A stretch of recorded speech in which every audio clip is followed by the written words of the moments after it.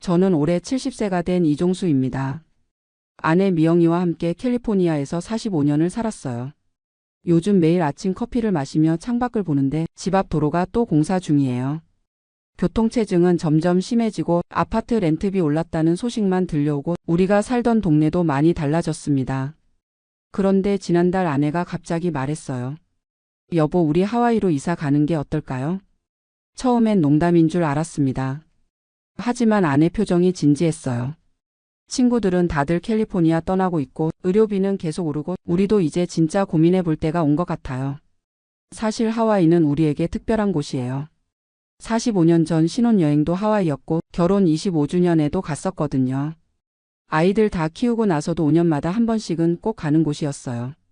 마우이의 그 석양, 와이키키 해변에서 듣던 파도 소리, 알로하 정신이라고 하죠. 그 따뜻한 인심들이 그리웠나 봅니다. 하지만 막상 이주를 생각하니까 걱정이 앞서더라고요. 70세에 새로운 곳으로 간다는 게 쉬운 일이겠어요? 더구나 하와이는 미국에서도 생활비가 가장 비싼 곳 중 하나라고 하니까요. 우선 현재 우리 상황부터 정리해 봤습니다.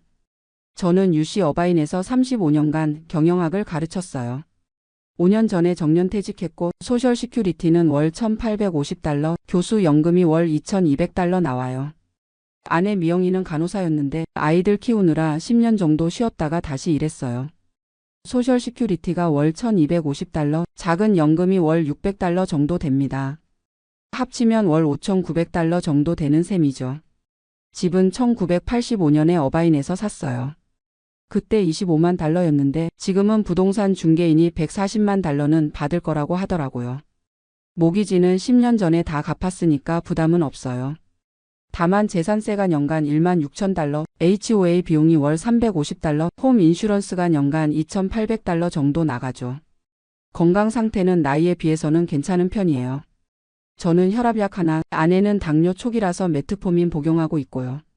메디케어 플러스 서플리먼트 보험까지 해서 월 $400 정도 의료보험료를 내고 있습니다. 이런 상황에서 하와이 이주를 진지하게 고려하게 된 건 지난 3월 친구 부부와 함께 오아후 여행을 갔을 때였어요. 이번엔 관광객이 아니라 거주자 관점에서 봤거든요. 알라모아나 지역 콘도들을 둘러보고 현지 한국 분들과도 이야기해보고 진짜 하와이에서 살면 어떨까 상상해봤어요. 가장 놀라운 건 생각보다 많은 한국 시니어분들이 계신다는 거였어요. 캘리포니아에서 은퇴 후 이주하신 분들이 꽤 많더라고요. 그분들 말씀으로는 날씨가 일정해서 에어컨 난방비 걱정 없고 스트레스도 덜하고 의료시설도 나쁘지 않다고 하시더라고요. 하지만 현실적인 문제들도 많았어요. 우선 주거비가 만만치 않았습니다. 우리가 관심 있게 본 알라모아나 근처 콘도는 2베드룸 2바스룸에 $80만 달러에서 $120만 달러 사이였어요. 우리 집을 팔면 충분히 살 수 있는 가격이긴 하지만 월 HOA 비용이 $800에서 $1,200까지 나가더라고요. 우리가 지금 내는 $350와는 비교가 안 되죠. 식료품비도 만만치 않았어요. 현지 마켓에서 가격을 보니까 우유 한 갤런이 $6, 빵 한 덩어리가 $5, 한국 식재료는 더 비잔나만 차이였어요. H마트에서 김치 한 포기가 $12더라고요. 캘리포니아에서 사면 $6 정도인데 말이에요. 그래도 아내는 마음이 기울었나 봅니다. 여보, 우리 나이에 돈이 뭐 그리 중요해요? 건강하게 살 수 있는 환경이 더 중요하지 않을까요? 맞는 말이에요. 캘리포니아 스모그에 지쳐 살았는데 하와이 공기는 정말 달랐거든요. 하와이에서 돌아온 후 본격적으로 조사를 시작했습니다. 인터넷으로 부동산 사이트도 뒤져보고 하와이 거주 한국인 커뮤니티 게시판도 찾아봤어요. 생각보다 정보가 많더라고요. 가장 먼저 해결해야 할 문제가 집이었어요. 우리 집을 팔고 하와이에서 콘도를 사는 게 맞는지 아니면 캘리포니아 집을 렌트로 주고 하와이에서는 렌트로 사는 게 나은지 고민했습니다. 부동산 에이전트와 상담해보니 우리 집 같은 경우 월 $4,200 정도 렌트 수입을 기대할 수 있다고 하더라고요. 세금이나 관리비 빼면 월 $3,000 정도 순수입이 될 것 같았어요. 하와이 콘도 렌트비를 알아보니까 우리가 원하는 수준의 2베드룸은 월 $3,500에서 $4,500 사이였어요. 그럼 월 $500에서 $1,500 정도는 추가로 내야 한다는 계산이 나오죠. 우리 연금 수입으로는 충분히 감당할 수 있는 수준이었어요. 의료 문제도 중요한 고려사항이었습니다. 메디케어는 하와이에서도 그대로 적용되니까 큰 문제 없고 퀸스 메디컬 센터나 스트라우 병원 같은 좋은 병원들도 있다고 하더라고요. 다만 전문의 예약이 캘리포니아보다는 좀 더 오래 걸릴 수 있다고 했습니다. 교통 문제는 좀 복잡했어요. 하와이는 대중교통이 제한적이라서 차가 필수인데 나이 드신 분들은 운전이 부담스러울 수 있다고 하더라고요. 다행히 저희는 아직 운전에 문제 없고 오히려 캘리포니아 프리웨이 운전보다는 하와이가 낫겠다 싶었어요. 이런 조사 결과를 정리해서 아이들에게 이야기했는데 반응이 예상했던 것보다 훨씬 강했어요. 큰아들 민준이가 먼저 반대했습니다. 아버지 어머니 갑자기 왜 이런 생각을 하세요?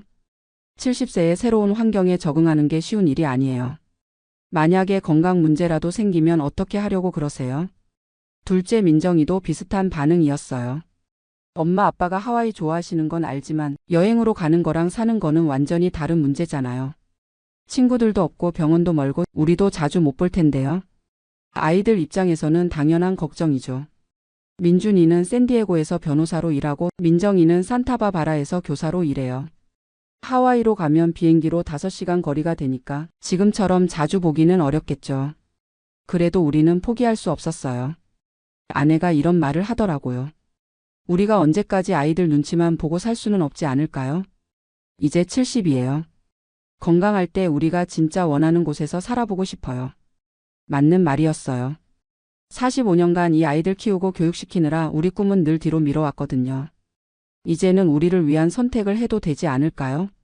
하지만 현실적인 문제들이 계속 발목을 잡았어요. 하와이 부동산 시장을 더 자세히 알아보니 생각보다 복잡했습니다. 좋은 콘도는 현금 구매자들 때문에 경쟁이 치열하고 HOA 규정도 까다로워서 렌트가 제한되는 곳들도 많더라고요. 또 하나 고려해야 할 게 친구 관계였어요. 캘리포니아에서 45년 살면서 쌓인 인간관계들이 있거든요. 은퇴 후에 정기적으로 만나는 골프 모임, 아내의 독서 클럽, 교회 봉사 활동들을 다 포기해야 하는 거였어요. 특히 아내는 현재 파트타임으로 한국 시니어분들 건강 상담 일을 하고 있는데 이분들과의 관계도 끊기는 게 아쉽다고 하더라고요. 월 $800 정도 되는 수입이지만 돈보다는 보람을 느끼는 일이거든요. 그러던 중 터닝 포인트가 생겼어요. 아내의 오랜 친구인 김영희 언니가 작년에 하와이로 이주했는데 그분이 우리를 초대해 주신 거예요. 한 달 정도 와서 진짜 살아보고 결정하라고 하시더라고요. 올해 4월에 정말로 한 달 살기를 했습니다. 영희 언니가 사시는 아파트 근처에 월세 콘도를 구해서 관광객이 아닌 거주민처럼 살아봤어요. 장 보고 병원 가고 현지 커뮤니티 센터도 가보고요. 한 달 살아본 결과는 복잡했어요. 좋은 점도 많았지만 어려운 점도 분명했거든요. 먼저 좋았던 점들을 말씀드리면 날씨가 정말 좋았어요. 매일 아침 산책을 나갔는데 캘리포니아에서는 스모그 때문에 못하던 일들이었거든요. 공기가 맑으니까 숨 쉬는 것도 편했고 아내 천식도 한 달 동안은 한 번도 안 나왔어요. 현지 한국 커뮤니티도 생각보다 활발했습니다.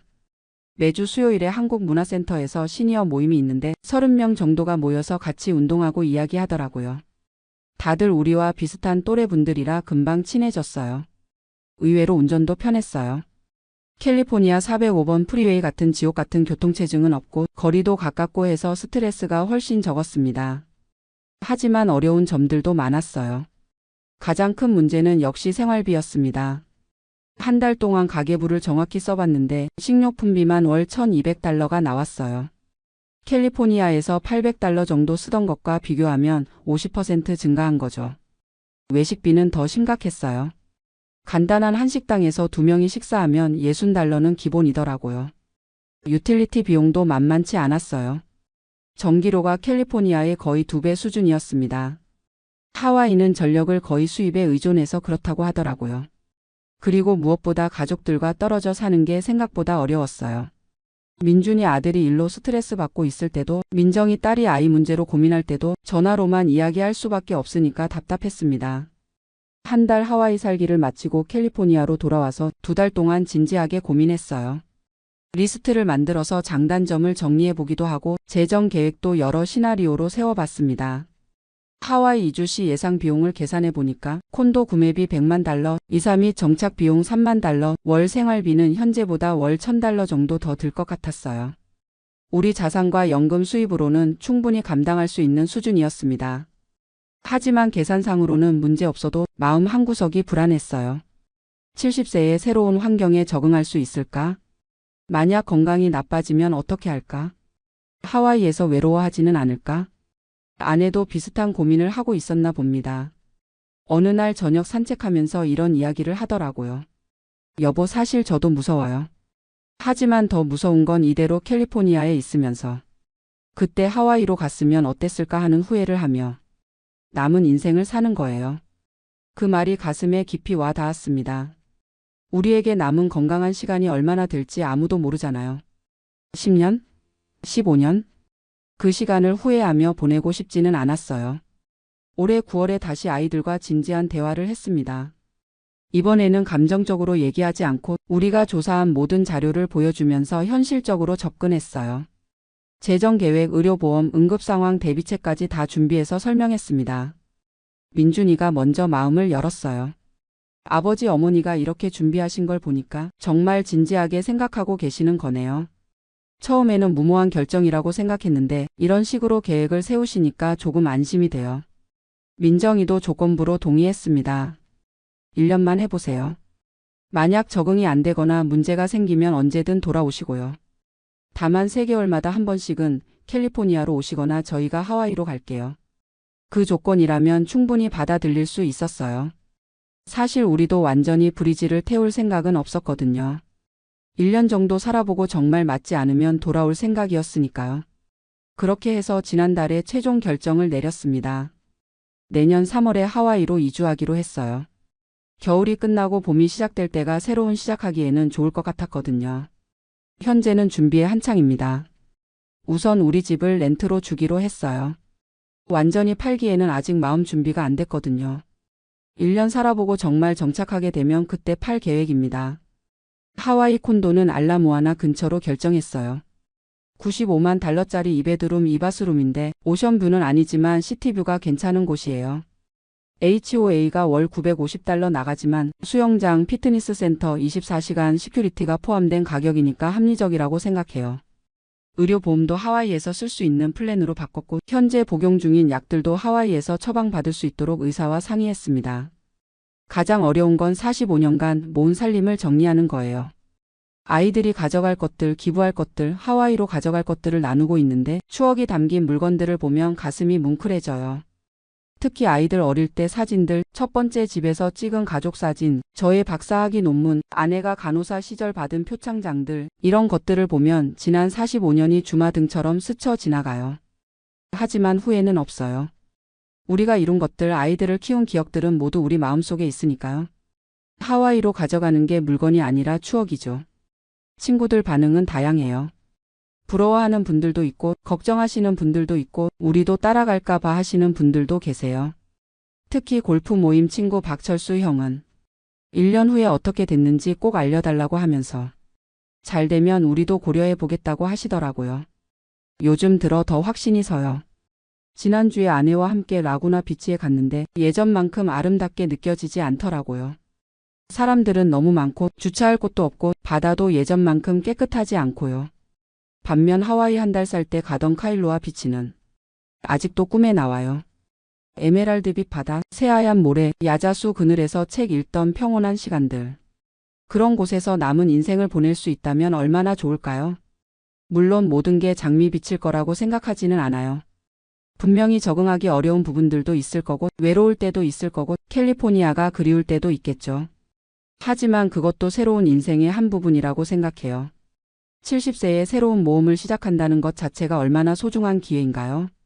어젯밤에 아내와 함께 하와이 이주 준비 리스트를 다시 점검했어요. 항공편 예약, 이사 회사 연락, 하와이 운전면허 교환 절차, 새 주소로 우편물 전달 신청, 은행 계좌 정보 변경, 캘리포니아 집 임대 관리 회사 계약. 할 일이 산더미 같지만 하나씩 체크해 나가는 재미가 있어요. 가끔 밤에 잠이 안 올 때면 생각해요. 내년 이맘때는 하와이에서 어떤 하루를 보내고 있을까? 아침에 일어나서 커피 한 잔 들고 발코니에 나가면 호놀룰루 시내가 내려다 보이고 멀리 다이아몬드 헤드도 보이겠죠. 그리고 아내와 함께 알라모아나 비치파크로 산책을 가고 현지 한국 분들과 차 한 잔 마시면서 이야기하고 저녁에는 선셋을 보러 와이키키에 가고 그런 일상을 상상하면 가슴이 설렙니다. 70세에 이런 설렘을 느낄 수 있다는 게 정말 감사해요. 사실 제일 걱정되는 건 건강 문제예요. 만약 하와이에서 큰 병이라도 생기면 어떻게 하나 싶어서요. 하지만 곰곰 생각해보니 그건 여기 있어도 마찬가지 아닌가요? 오히려 하와이 깨끗한 공기와 스트레스 없는 환경이 건강에는 더 좋을지도 모르죠. 지난주에 하와이에 계시는 영희 언니께 전화했어요. 언니 혹시 후회하신 적 없으세요? 그랬더니 이런 대답을 하시더라고요. 후회? 왜 더 일찍 안 왔나 하는 후회는 있지. 캘리포니아에서 마지막 10년을 어떻게 살았는지 생각해봐. 교통체증에 스트레스 받고 집값 오른다고 불안해하고 범죄 뉴스 보면서 무서워하고. 여기서는 그런 걱정이 없어. 매일이 휴가 같아. 맞는 말씀이에요. 캘리포니아 마지막 몇 년은 정말 스트레스가 많았거든요. 우리 동네에도 노숙자들이 늘어나고 밤에 혼자 나가기 무서울 때도 있었고 가스값이나 전기료 오른다는 뉴스 볼 때마다 한숨만 나왔어요. 반면 하와이에서 한 달 살 때는 정말 마음이 편했어요. 아침에 일어나면 새소리부터 들리고 사람들도 여유롭고 친절하고 알로하 스피릿이라는 말이 허튼 소리가 아니더라고요. 물론 현실적인 계산도 중요하죠. 우리 파이낸셜 어드바이저와 상담해 봤는데 하와이 이주가 재정적으로 무리가 없다고 하더라고요. 오히려 캘리포니아 집값이 많이 올라서 그걸 렌트로 주면 하와이 생활비 증가분을 충분히 커버할 수 있다고 해요. 세금 면에서도 별 차이 없고요. 하와이도 캘리포니아처럼 주 소득세가 있지만 우리 같은 은퇴자 소득 수준에서는 비슷한 수준이라고 하더라고요. 무엇보다 마음의 평화를 돈으로 살 수 있다면 그보다 좋은 투자가 어디 있겠어요? 어제는 아내와 함께 우리가 하와이에서 하고 싶은 일들을 리스트로 만들어 봤어요. 제가 하고 싶은 건 우쿨렐레 배우기, 하와이 역사 공부하기, 현지 골프 클럽 가입하기. 아내는 훌라댄스 배우기, 하와이안 퀼트 만들기, 현지 자원봉사 참여하기를 원해요. 이런 걸 45년 전에 상상이나 했겠어요? 그때는 아이들 기저귀 갈고 밤새 수유하고 생계 걱정하느라 바빴는데 말이에요. 이제야 진짜 우리를 위한 시간을 가질 수 있게 된 거죠. 친구들 중에는 나이 들어서 뭘 새로 배워라고 하시는 분들도 있어요. 하지만 저는 반대로 생각해요. 나이 들었기 때문에 더 배워야 하지 않을까요? 머리 쓰는 일을 안 하면 치매도 빨리 오고 새로운 자극이 없으면 하루하루가 똑같아서 시간만 흘러가잖아요. 하와이에서는 매일이 새로울 거예요. 새로운 음식도 먹어보고 새로운 사람들도 만나고 새로운 장소도 가보고 그런 자극들이 우리를 더 젊게 만들어줄 거라고 생각해요. 작년에 아내 고등학교 동창이 치매에 걸렸다는 소식을 들었을 때 정말 충격이었어요. 저희와 같은 나이인 68세인데 이제 가족도 못 알아본다고 하더라고요. 그분은 평생 집에만 계시면서 똑같은 일상만 반복하셨거든요. 그때 아내가 이런 말을 했어요. 여보, 우리는 절대 그러지 말아요. 남은 인생 동안 계속 뭔가 새로운 걸 하면서 살아요. 그 말이 하와이 이주를 결심하는데 큰 영향을 줬어요. 지금 생각해보면 하와이 이주는 단순히 거주지를 바꾸는 게 아니라 남은 인생을 어떻게 살 것인가에 대한 철학적 선택인 것 같아요. 안전하고 편안한 현상 유지를 택할 것인가, 아니면 조금 위험하더라도 새로운 도전을 택할 것인가.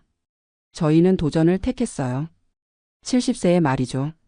물론 가끔은 불안할 때도 있어요. 새벽에 잠이 깨서 혹시 잘못된 결정을 하는 건 아닌가 싶기도 하고 아이들이 정말 괜찮다고 하는 건지 의심스럽기도 하고. 하지만 그런 불안감보다는 기대감이 더 커요. 하와이에서의 새로운 삶에 대한 기대감. 70세에 시작하는 제2의 인생에 대한 설렘. 아내도 요즘은 매일 하와이 관련 유튜브를 보면서 준비하고 있어요. 하와이 한국 마트에서 파는 음식들, 현지 한국인들이 자주 가는 식당들, 시니어들이 즐길 수 있는 액티비티들. 이런 정보들을 모으면서 진짜 하와이 생활을 준비하고 있죠. 지난주에는 하와이에서 쓸 차도 알아봤어요. 우리 현재 차는 여기서 팔고 하와이에서는 중고차를 사기로 했어요. 하와이는 섬이다 보니까 차를 배송하는 비용이 만만치 않거든요. 그것보다는 현지에서 사는 게 낫겠다고 판단했습니다. 은행 업무도 정리하고 있어요. 캘리포니아 집 렌트 수입을 받을 계좌는 여기 그대로 두고 하와이 생활 비용은 새로 만들 하와이 은행 계좌에서 쓰기로 했어요. 다행히 우리가 쓰는 은행이 하와이에도 지점이 있어서 큰 문제는 없을 것 같아요. 가장 감동적이었던 건 지난달 아이들이 마련해준 송별회였어요. 민준이와 민정이가 우리를 위해서 작은 파티를 열어줬는데 손주들도 오고 사위 며느리들도 오고 몇몇 가까운 친구분들도 와주셨어요. 민준이가 스피치를 하는데 눈물을 글썽이더라고요. 아버지 어머니가 처음에 하와이 간다고 하셨을 때는 반대했어요. 하지만 이렇게 치밀하게 준비하시는 모습을 보니까 오히려 존경스러워요. 70세에 새로운 도전을 하신다는 게 정말 대단하세요. 민정이도 비슷한 이야기를 했어요. 엄마 아빠가 항상 저희만 생각하고 사셨는데 이제야 정말 본인들을 위한 선택을 하시는 거네요. 걱정되지만 응원할게요. 그 순간 정말 가슴이 뭉클했어요. 45년 동안 아이들 키우느라 우리 꿈은 접어두고 살았는데 이제야 아이들이 부모의 꿈을 이해하고 응원해 주는구나 싶어서요. 손주들 반응도 재미있었어요. 큰손자 제이슨이 할아버지 할머니 하와이에서 서핑 배우세요라고 하더라고요. 70세에 서핑이라니 상상만 해도 웃음이 나와요. 하지만 그 순수한 응원이 고마웠어요. 이제 정말 2개월 남았어요. 내년 3월 15일 출발입니다. 항공편도 예약했고 이사 트럭도 예약했어요. 하와이 콘도 계약도 마무리되어서 다음 주에 에스크로가 닫힙니다. 요즘은 매일 할 일 리스트를 체크하면서 바쁘게 지내고 있어요. 바쁘지만 행복한 바쁨이에요. 새로운 인생을 준비하는 바쁨이니까요. 어젯밤에 아내와 함께 캘리포니아에서의 마지막 산책을 했어요. 우리 동네를 한 바퀴 돌면서 45년간의 추억을 되짚어봤죠. 아이들이 뛰어놀던 공원, 첫 번째 집이 있던 거리, 주말마다 가던 파머스 마켓, 아내가 간호사로 일했던 병원. 모든 게 추억으로 남겠지만 아쉽지는 않아요. 오히려 새로운 추억을 만들 준비가 되었다는 기분이에요. 하와이에서 우리가 어떤 삶을 살게 될지는 아무도 모르죠. 1년 후에 다시 캘리포니아로 돌아올 수도 있고 아니면 정말 하와이에 정착해서 여생을 보낼 수도 있고. 하지만 중요한 건 결과가 아니라 과정이라고 생각해요. 70세에 새로운 도전을 했다는 그 자체만으로도 의미가 있다고 봐요. 나중에 90세가 되어서 뒤돌아봤을 때 그때 하와이로 이사간 게 내 인생의 터닝포인트였다라고 말할 수 있을 것 같아요. 젊은 분들께 하고 싶은 말이 있어요. 나이가 들어도 꿈을 포기하지 마세요. 70세도 늦지 않아요. 건강하고 마음만 있다면 언제든 새로운 시작이 가능해요. 물론 신중해야 하고 현실적인 계획도 세워야 해요. 하지만 나이를 핑계로 꿈을 접어두지는 마세요. 저희가 하와이에서 새로운 인생 2막을 시작하는 것처럼 여러분도 언제든 새로운 도전을 할 수 있어요. 마지막으로 지금 이 순간 저희를 응원해 주시는 모든 분들께 감사드려요. 친구들, 가족들, 그리고 이 이야기를 들어주신 여러분까지. 여러분의 응원이 있어서 저희가 용기를 낼 수 있었어요. 내년 이맘때는 하와이에서 새로운 이야기로 찾아뵐게요. 70세 부부의 하와이 정착기 기대해 주세요. 알로하. 지금 한국에 온 지 1년이 넘었습니다. 뉴욕에서 30년을 살았던 간호사였던 제가 말이에요. 많은 분들이 저에게 묻습니다. 미국에서 그렇게 오래 살았는데 왜 한국으로 돌아왔냐고요. 솔직히 말씀드리면 돌아오기 전까지는 제가 얼마나 순진했는지 몰랐어요. 한국에 와서 1년을 살아보니 깨달은 게 너무 많습니다. 좋은 의미에서든 나쁜 의미에서든 말이에요. 오늘은 그 이야기를 들려드리고 싶습니다.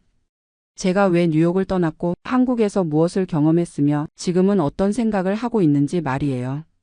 혹시 저처럼 여기민을 고민하고 계신 분들이 있다면 제 경험이 조금이나마 도움이 되었으면 좋겠습니다.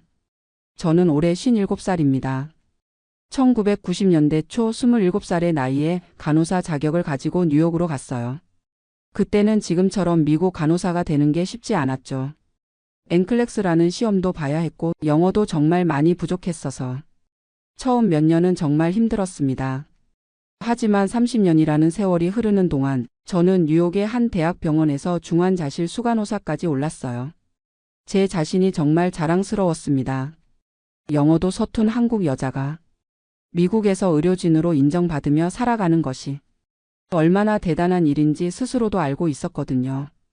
특히 미국에서는 간호사에 대한 사회적 인식이 정말 높아요. 의사와 간호사가 수평적 관계에서 협력하며 일하고 간호사의 의견도 충분히 존중받습니다. 환자들도 간호사를 진정한 의료진으로 대해주고요. 그런 환경에서 30년을 일하니 저도 자연스럽게 프로페셔널한 의료인이라는 자부심을 갖게 되었어요. 연봉도 나쁘지 않았어요. 수간호사로서 받는 연봉이 우리나라 돈으로 1억 원이 넘었거든요. 게다가 메디케어라는 의료보험도 있어서 65세가 넘으면 의료비 걱정도 크게 없고요. 그런데 왜 한국으로 돌아왔느냐고요? 사실 저에게는 한 가지 아쉬움이 있었어요. 바로 부모님이셨습니다. 저희 부모님은 제가 미국에 간 이후로 딱 3번밖에 만나지 못했어요. 부모님이 미국에 오신 게 2번, 제가 한국에 간 게 1번이었죠. 30년 동안 고작 3번이요. 부모님은 2010년대에 모두 돌아가셨는데 그때 저는 정말 후회가 많이 되었어요. 돈을 벌고 성공한다고 했지만 정작 가장 소중한 분들과는 시간을 제대로 보내지 못했구나 싶어서요. 그래서 저는 결심했습니다. 이제라도 한국으로 돌아가서 제가 태어나고 자란 땅에서 남은 인생을 보내고 싶다고요. 한국의 의료 시스템도 많이 발전했다고 들었고 간호사 출신이니까 한국에서도 충분히 일할 수 있을 거라고 생각했어요. 무엇보다 한국어는 제 모국어니까 언어 장벽도 없을 거라고 생각했거든요. 2023년 초 저는 본격적으로 한국행을 준비하기 시작했어요. 먼저 한국의 간호사 면허를 취득해야 했어요.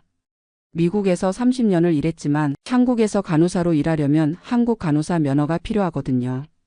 다행히 미국에서 간호대학을 졸업하고 NCLEX를 통과한 경력이 있어서 한국 간호사 국가고시를 볼 자격은 되었어요. 하지만 30년 만에 다시 보는 시험이라 정말 많이 공부해야 했습니다. 한국의 의료 시스템이나 약물 이름들도 많이 달라져 있었고요. 특히 한국어 의학 용어들이 가장 어려웠어요. 미국에서는 모든 걸 영어로 했는데 한국에서는 당연히 한국어로 해야 하잖아요. 하지만 저는 해낼 수 있다고 확신했어요. 6개월간 열심히 공부해서 시험에 합격했거든요. 그리고 2023년 가을 드디어 한국 땅을 밟았습니다. 30년 만에 여기민이었어요. 처음에는 모든 게 신기했어요. 서울의 모습이 제가 떠났을 때와는 완전히 달랐거든요. 지하철도 엄청나게 확장되어 있고 스마트폰으로 모든 걸 할 수 있고 배달 앱으로 음식도 주문할 수 있고요. 기술의 발전에 정말 놀랐습니다. 하지만 한편으로는 적응하기가 쉽지 않았어요. 가장 먼저 부딪힌 문제는 건강보험이었어요. 저는 미국 시민권자이지만 한국에서 태어났으니까 당연히 바로 건강보험에 가입할 수 있을 거라고 생각했거든요. 그런데 알고 보니 그게 아니었어요. 2024년부터 건강보험법이 바뀌어서 외국인이나 재외국민은 한국에 6개월 이상 거주해야만 건강보험에 가입할 수 있게 되었다고 하더라고요. 6개월 동안은 민간보험을 들거나 병원비를 전액 본인 부담으로 내야 한다는 거였어요. 미국에서는 메디케어가 있어서 의료비 걱정이 없었는데 갑자기 모든 의료비를 다 내야 한다니 정말 당황스러웠어요. 감기 한 번 걸려서 병원에 가도 5만 원, 건강검진 한 번 받으려면 50만 원이 넘게 나오더라고요. 미국에서 받던 연금이 있긴 했지만 그 돈으로 한국에서 의료비까지 다 감당하기에는 부담스러웠어요. 그래도 6개월은 어떻게든 버텨보자고 생각했죠. 그 다음 문제는 일자리였어요. 한국 간호사 면허도 있고 미국에서 30년간 일한 경력도 있으니까 어느 병원에서든 환영받을 거라고 생각했거든요. 그런데 현실은 달랐어요. 일단 제 나이가 57살이다 보니 신규 채용에 지원하기가 쉽지 않았어요. 대부분 병원에서는 젊은 간호사를 선호하더라고요. 그나마 몇 군데 병원에서 면접 기회를 주었는데 면접에서 받은 질문들이 정말 의외였어요. 미국에서 그렇게 오래 일하셨는데 한국 병원 문화에 적응할 수 있으시겠어요? 한국은 미국과 달리 위계질서가 엄격한데 괜찮으시겠어요? 한국어 의학 용어는 얼마나 아시나요? 이런 질문들을 받으면서 저는 점점 불안해지기 시작했어요. 특히 위계질서가 엄격하다는 말이 계속 신경 쓰였거든요. 미국에서는 의사든 간호사든 모두 팀의 일원으로서 수평적으로 협력했는데 한국은 아직도 수직적인 문화가 남아있다는 뜻인 것 같았어요. 결국 서울의 한 종합병원에서 일할 기회를 얻었어요. 제 경력을 인정해서 일반 간호사보다는 조금 높은 직급으로 시작할 수 있었죠. 연봉은 미국에서 받던 것의 3분의 1 정도였지만 한국에서 새 출발을 하는 거니까 만족했어요. 그리고 2024년 초 드디어 한국에서 간호사로 일을 시작했습니다. 첫 출근 날 저는 정말 설렜어요. 30년 만에 한국 병원에서 일하게 된 거잖아요. 그런데 첫날부터 문화적 충격을 받았어요. 일단 호칭부터가 달랐어요. 미국에서는 의사든 간호사든 서로 이름으로 불렀거든요. 하이 제너퍼, 헤이 마이크 이런 식으로요. 그런데 한국에서는 엄격한 호칭 문화가 있더라고요. 의사는 무조건 선생님, 간호사끼리도 선배는 선생님 또는 언니, 심지어 1년 차이만 나도 높임말을 써야 하고요. 처음에는 이게 정말 어색했어요. 미국에서 30년을 수평적인 관계로 일했는데 갑자기 누구는 높이고 누구는 낮춰야 한다니요. 더 충격적인 건 의사와 간호사의 관계였어요. 미국에서는 의사와 간호사가 각자의 전문성을 인정하며 협력적으로 일했거든요. 간호사가 의사에게 의견을 제시하는 것도 자연스럽고 의사도 간호사의 의견을 존중해 줬어요. 그런데 한국에서는 완전히 달랐어요. 의사가 오면 간호사들이 모두 일어서서 인사를 하고 의사의 지시는 절대적인 것처럼 여겨지더라고요. 간호사가 의사에게 질문을 하거나 의견을 제시하는 것도 굉장히 조심스러운 분위기였어요. 어느 날 환자의 상태에 대해서 제가 의사에게 의견을 말했어요. 미국에서라면 당연히 할 수 있는 일이었거든요. 그런데 그 의사가 저를 쳐다보는 눈빛이 정말 차갑더라고요. 간호사가 의사에게 이런 말을 하는 게 적절한가요? 그 한마디에 저는 정말 충격을 받았어요. 미국에서 30년간 프로페셔널한 의료진으로 일했는데 한국에서는 마치 의사의 보조자 취급을 받는 느낌이었거든요. 동료 간호사들에게 이런 얘기를 했더니 그분들은 오히려 제가 이상하다는 반응이었어요. 원래 한국은 그런 게 당연하다. 의사 선생님께 함부로 말하면 안 된다. 미국식으로 하면 여기서 적응하기 어렵다. 이런 말들을 들으면서 저는 정말 혼란스러웠어요. 과연 제가 30년간 쌓아온 프로페셔널리즘이 한국에서는 통하지 않는 건가 싶어서요. 하지만 더 충격적인 건 따로 있었어요. 바로 환자들의 반응이었어요. 미국에서는 환자들이 간호사를 정말 존중해줬거든요. 간호사도 의사와 마찬가지로 중요한 의료진이라고 생각했어요. 그런데 한국에서는 환자들이 간호사를 마치 서비스업 종사자처럼 대하더라고요. 간호사 좀 불러봐, 이것 좀 해달라, 저것 좀 해달라, 심지어 반말하는 환자들도 있었어요. 물론 모든 환자가 그런 건 아니었지만 미국과는 확실히 다른 분위기였어요. 미국에서는 간호사가 환자에게 치료에 대해 설명을 하면 환자들이 진지하게 듣고 감사하다고 했는데 한국에서는 의사 선생님께 물어볼게요 라는 반응이 더 많았어요. 간호사의 말보다는 의사의 말을 더 신뢰하는 분위기였죠. 이런 경험들을 하면서 저는 점점 우울해지기 시작했어요. 30년간 쌓아온 제 정체성이 한국에서는 인정받지 못한다는 느낌이 들었거든요. 미국에서는 프로페셔널 너스였는데 한국에서는 그냥 의사의 보조자 같은 느낌이었어요. 연봉도 3분의 1로 줄었고 사회적 인식도 이렇게 다르니 정말 제가 올바른 선택을 한 건지 의문이 들었어요. 특히 병원 내부의 위계질서는 정말 적응하기 어려웠어요.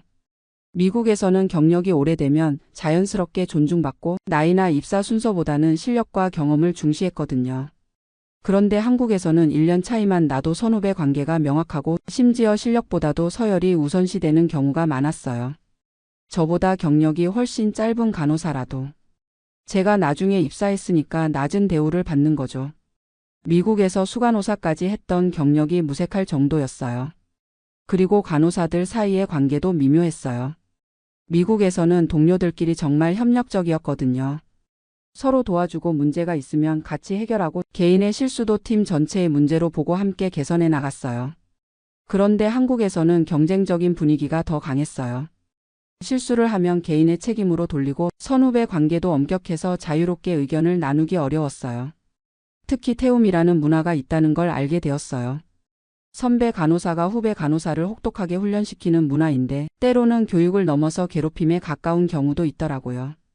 다행히 제가 나이가 있어서 직접적인 태움을 당하지는 않았지만 젊은 간호사들이 겪는 모습을 보면서 정말 안타까웠어요.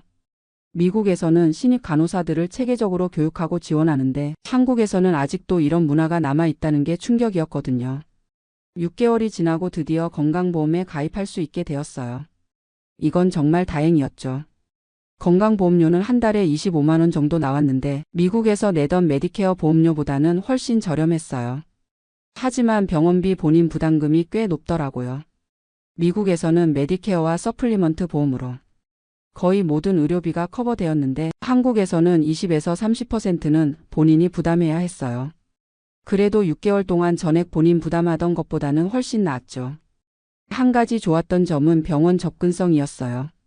미국에서는 의사 예약을 잡으려면 몇 주씩 기다려야 했는데 한국에서는 당일에도 진료를 받을 수 있었거든요. 응급실도 미국보다 훨씬 빠르게 처리되었고요. 의료기술 수준도 미국과 비교해서 전혀 뒤지지 않았어요. 오히려 일부 분야에서는 한국이 더 앞서 있다는 느낌도 받았어요. 하지만 여전히 간호사로서의 지위에 대해서는 아쉬움이 많았어요. 한국에 온 지 1년이 넘은 지금 저는 많은 것을 깨달았어요. 첫째, 문화의 차이는 정말 크다는 것. 30년을 미국에서 살았지만 저는 여전히 한국 사람이라고 생각했거든요. 하지만 실제로는 제가 많이 미국화되어 있었어요. 수평적 사고, 개인주의적 성향, 직설적인 의사소통 방식. 이런 것들이 모두 미국 문화의 영향이었던 거죠. 한국의 위계질서, 집단주의, 눈치 보는 문화가 제게는 오히려 어색하게 느껴졌어요. 둘째, 간호사라는 직업에 대한 사회적 인식이 나라마다 정말 다르다는 것. 미국에서 간호사는 고도의 전문직이에요. 의사와 대등한 파트너로서 환자 치료에 참여하고 사회적으로도 높은 존경을 받죠. 하지만 한국에서는 아직도 간호사를 의사의 보조자 정도로 보는 시각이 강해요. 물론 한국도 많이 발전했고 젊은 의사들 중에는 간호사를 존중하는 분들도 많지만 전반적인 분위기는 여전히 위계적이었어요. 셋째, 돈이 전부가 아니라는 것. 미국에서는 높은 연봉을 받았지만 한국에서는 연봉이 3분의 1로 줄었어요. 하지만 한국에서는 다른 장점들이 있었어요. 가족이나 친구들과 가까이 살 수 있고 언어 장벽이 없으니까 소통이 자유롭고 문화적으로 편안함을 느낄 수 있었거든요. 미국에서는 아무리 오래 살아도 근본적인 외로움이 있었는데 한국에서는 그런 외로움이 많이 줄었어요. 넷째, 의료 시스템에도 각각 장단점이 있다는 것. 미국은 의료 기술이나 장비는 정말 훌륭하지만 비용이 너무 비싸고 접근성이 떨어져요.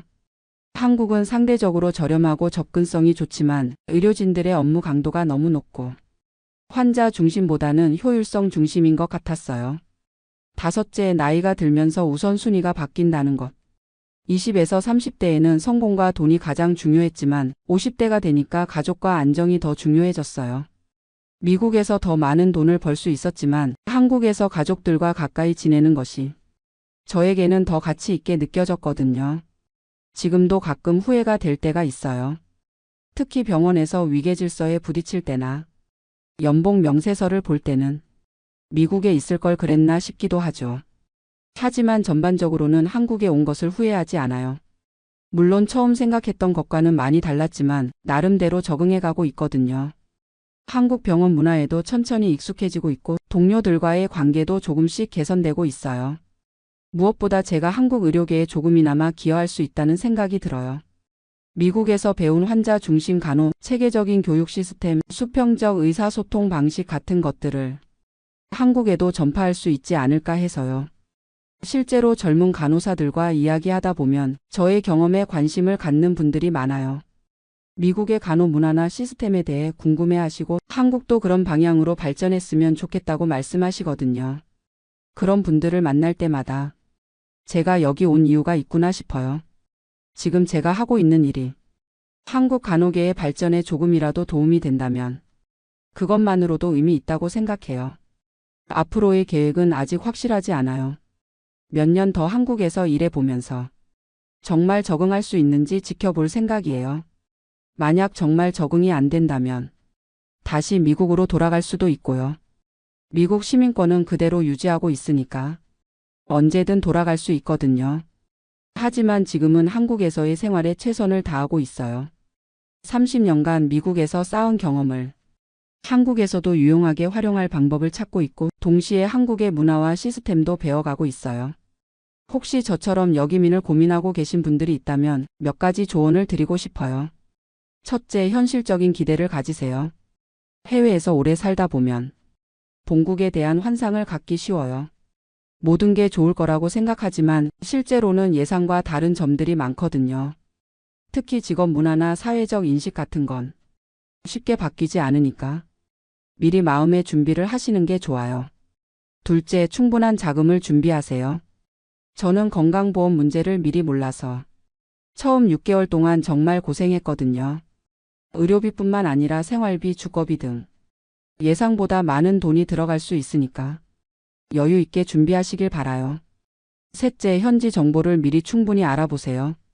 법규나 제도가 자주 바뀌니까 최신 정보를 확인하는 게 중요해요. 저처럼 건강보험법 개정을 몰라서 당황하는 일이 없도록 하세요. 넷째, 유연한 마음가짐을 가지세요. 해외에서 오래 살다 보면 자신만의 고정된 방식이 생기기 마련이에요.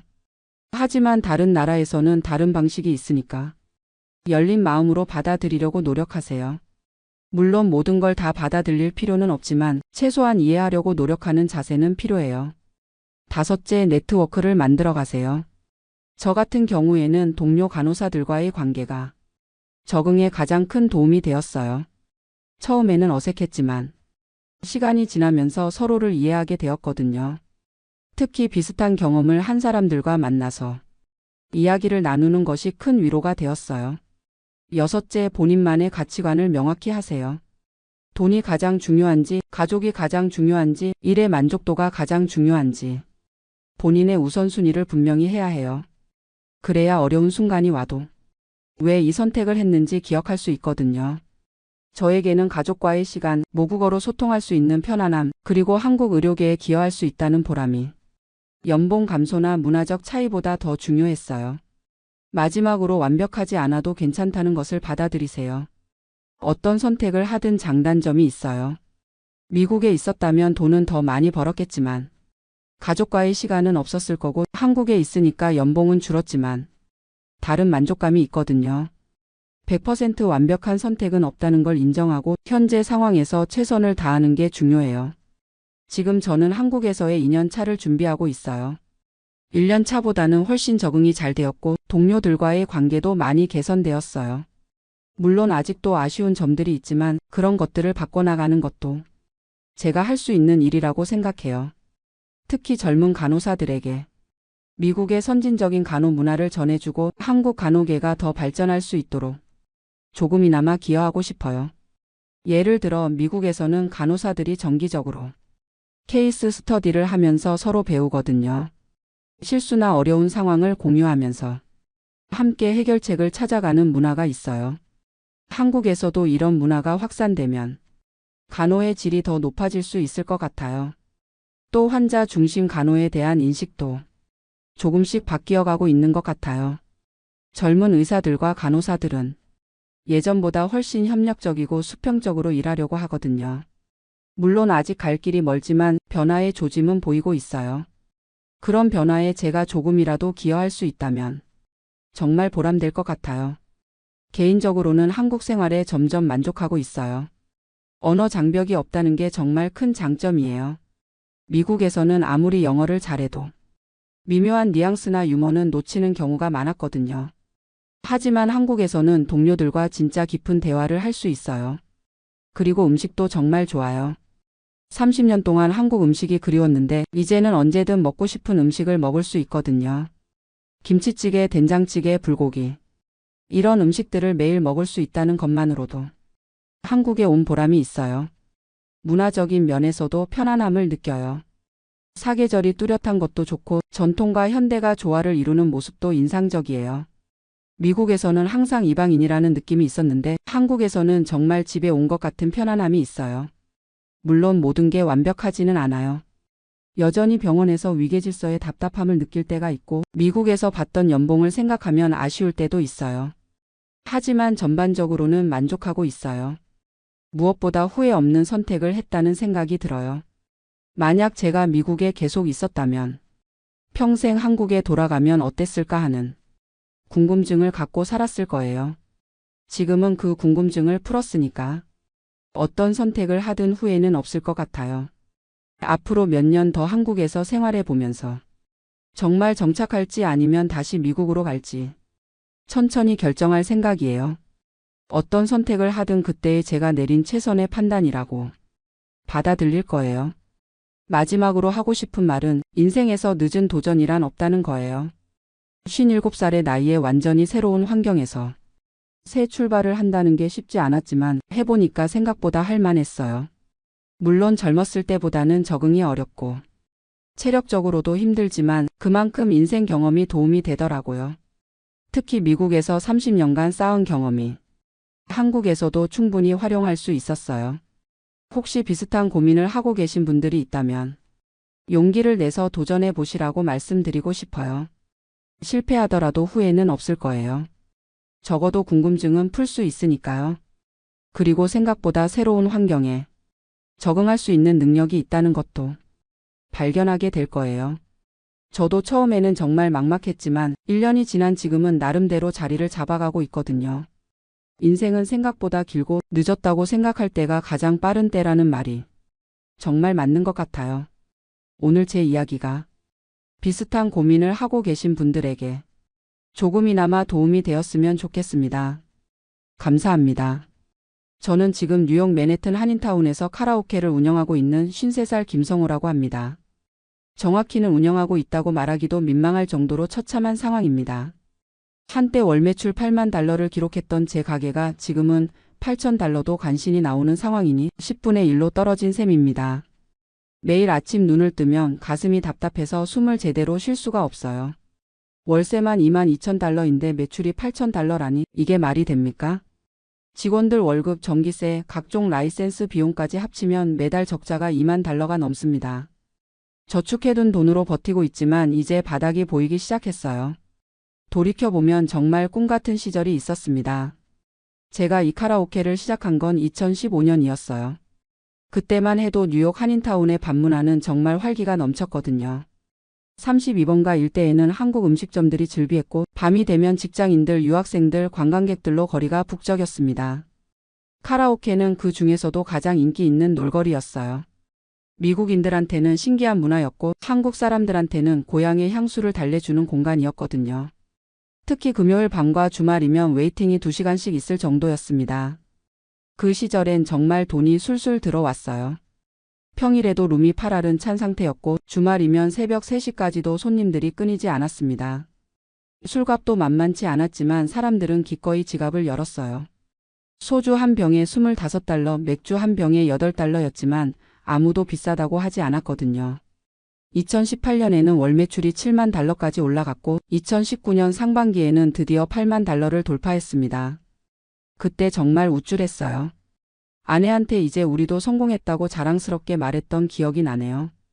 직원도 8명까지 늘렸고 룸도 기존 12개에서 15개로 확장했습니다.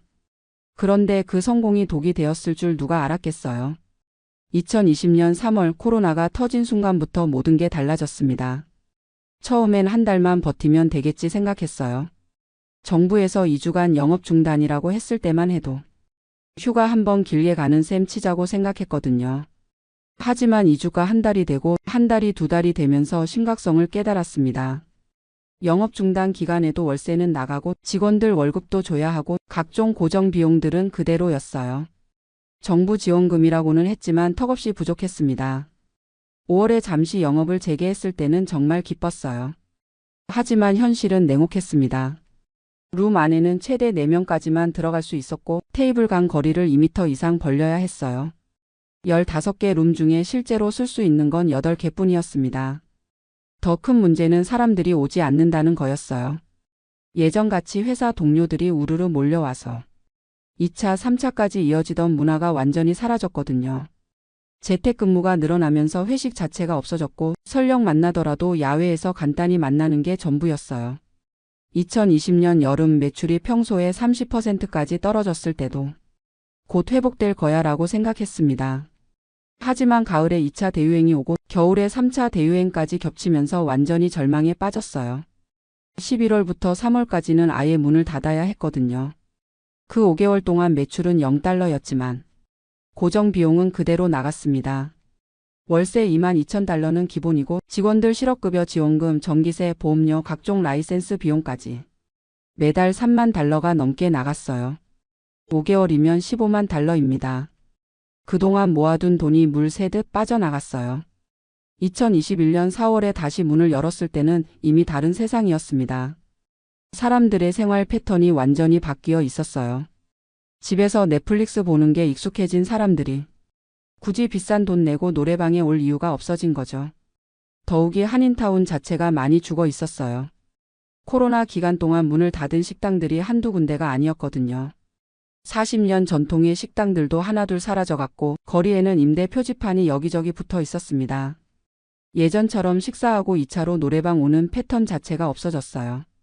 그나마 백신이 나오고 상황이 조금씩 나아지는 것 같았는데 델타 변이, 오미크론 변이까지 나오면서 사람들의 경계심은 더욱 커졌습니다.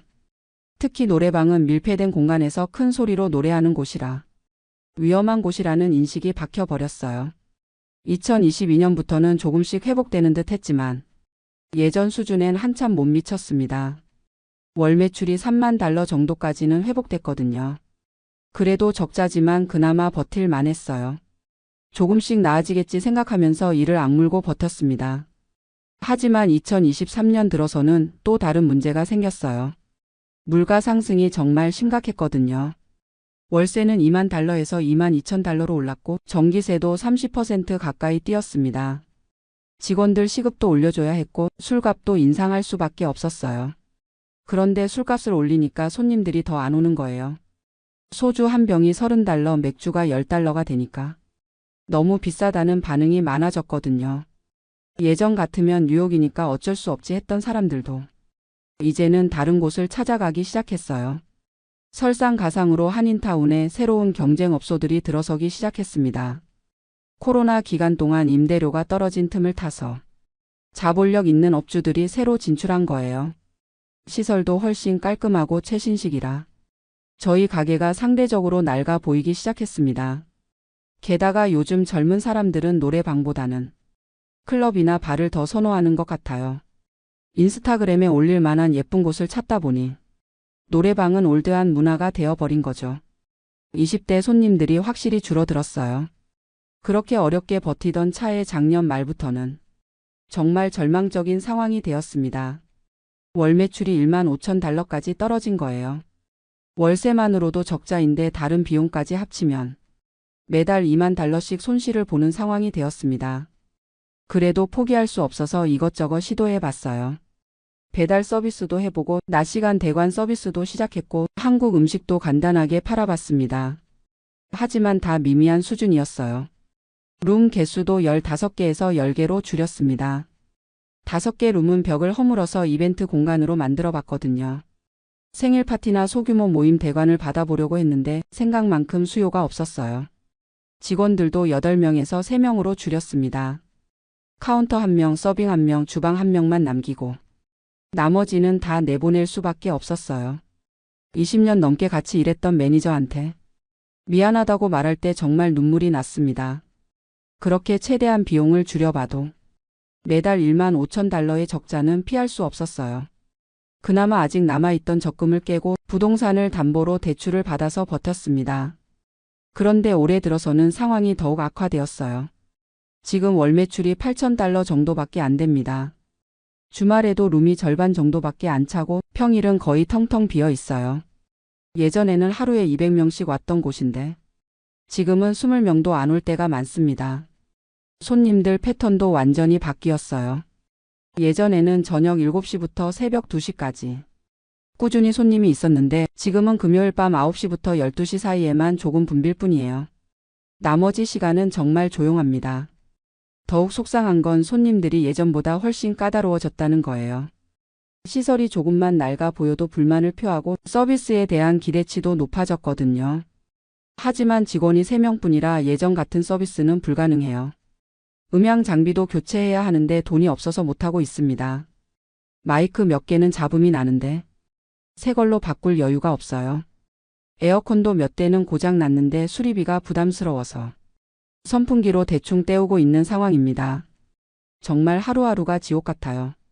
아침에 눈을 뜨면 오늘은 손님이 몇 명이나 올까? 그 생각밖에 안 들어요. 저녁에 가게 문을 열고 빈 룸들을 보면 가슴이 너무 답답해서 숨이 막힐 것 같습니다. 아내는 이제 그만하자고 매일 말해요. 건강 망치면서까지 할 이유가 뭐 있냐고 하죠. 맞는 말이에요. 요즘 잠도 제대로 못 자고 스트레스 때문에 머리카락도 많이 빠졌거든요. 혈압도 올라가서 약을 먹고 있어요. 하지만 쉽게 포기할 수가 없어요. 이 가게에 제 인생의 모든 걸 걸었거든요. 집도 담보로 잡혀있고 빚도 30만 달러가 넘습니다. 지금 문을 닫으면 정말 아무것도 남는 게 없어요. 더욱이 이 일밖에는 할 줄 아는 게 없어요. 53살에 다른 일을 새로 시작하기에는 너무 늦었고 영어도 완벽하지 않아서 일반 회사에 취직하기도 어렵거든요. 그래서 지금도 하루하루 버티고 있습니다. 혹시나 해서 새로운 마케팅도 시도해보고 있어요. 인스타그램 계정도 만들고 틱톡에도 영상을 올려보고 있거든요. 젊은 손님들을 끌어보려고요. 할인 이벤트도 계속하고 있어요. 평일에는 룸 사용료를 30% 할인해주고 학생들한테는 추가 할인도 해줍니다.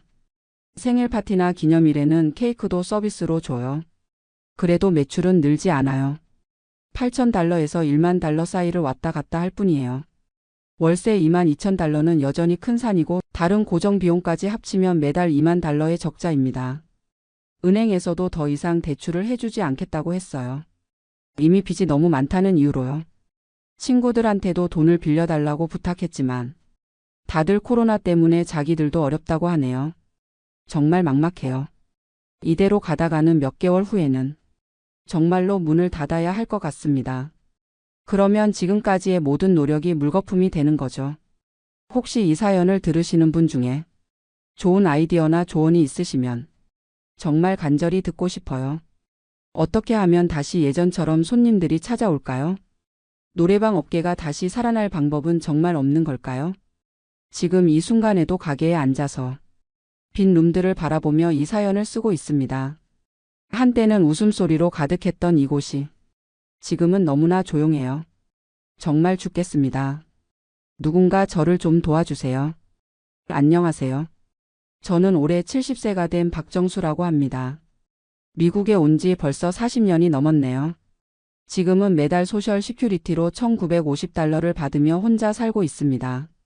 많은 분들이 궁금해 하시는 것 같아요. 미국에서 소셜 시큐리티만으로 어떻게 사는지, 실제로 얼마나 드는지, 어떤 것들이 힘든지 말이죠. 오늘은 제 솔직한 이야기를 들려드리려고 합니다.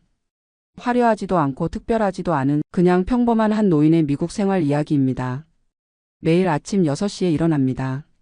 습관이란 게 참 무서운 것 같아요. 40년 넘게 새벽 5시 반에 일어나 출근 준비를 하던 몸이 은퇴한 지 5년이 지났는데도 여전히 일찍 깨어나거든요. 커피 한 잔 내려 마시면서 하루를 시작합니다. 커피는 코스트코에서 대용량으로 사요. 하루에 한 잔씩 마셔도 한 달에 $15 정도면 충분하거든요. 아침 식사는 간단합니다. 토스트 한 장에 땅콩버터 발라 먹거나 오트밀에 바나나 조각 넣어 먹거나 우유는 일주일에 한 갤런씩 사는데 $3.50 정도 해요. 식료품비가 제일 큰 고민 중 하나입니다. 예전에는 별 생각 없이 장을 봤는데 이제는 정말 꼼꼼히 계산해야 해요. 한 달에 식료품으로 쓰는 돈이 대략 $300 정도입니다.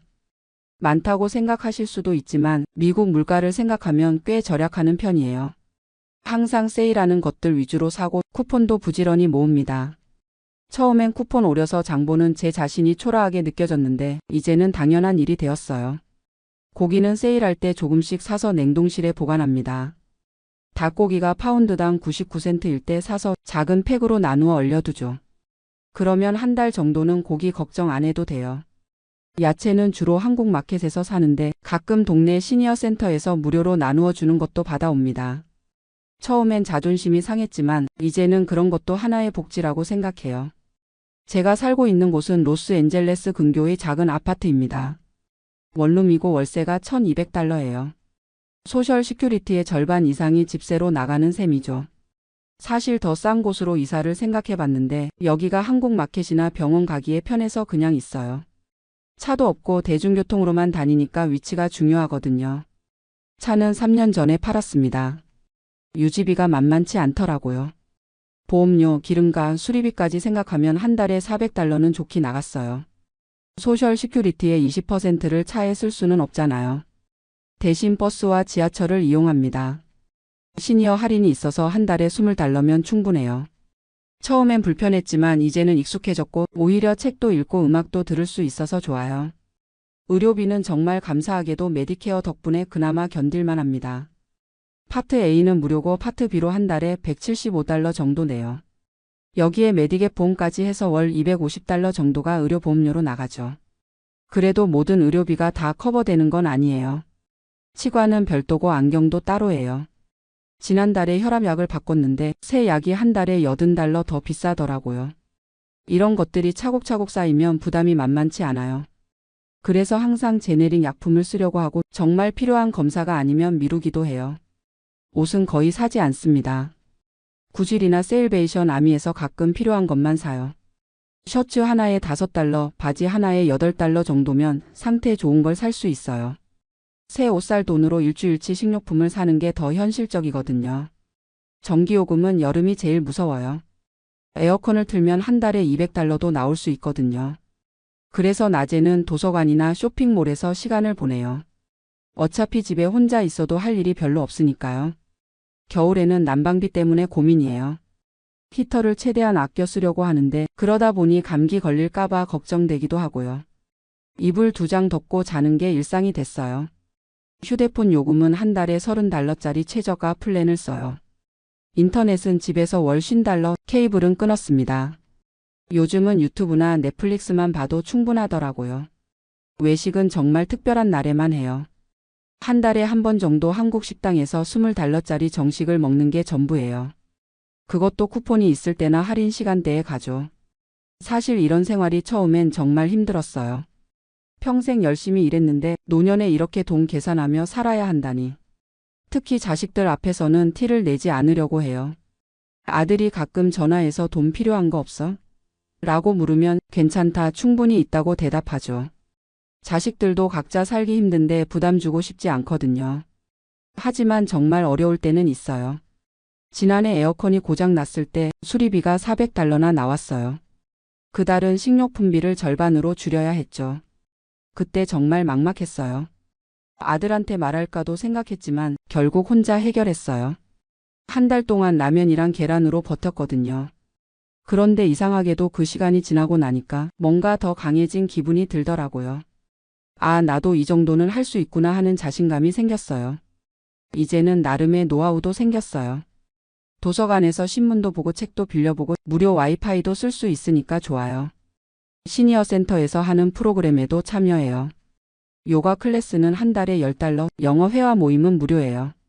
혼자 있는 시간이 줄어들어서 정신 건강에도 좋고요. 한국 마켓에서 할인 쿠폰도 부지런히 모아요.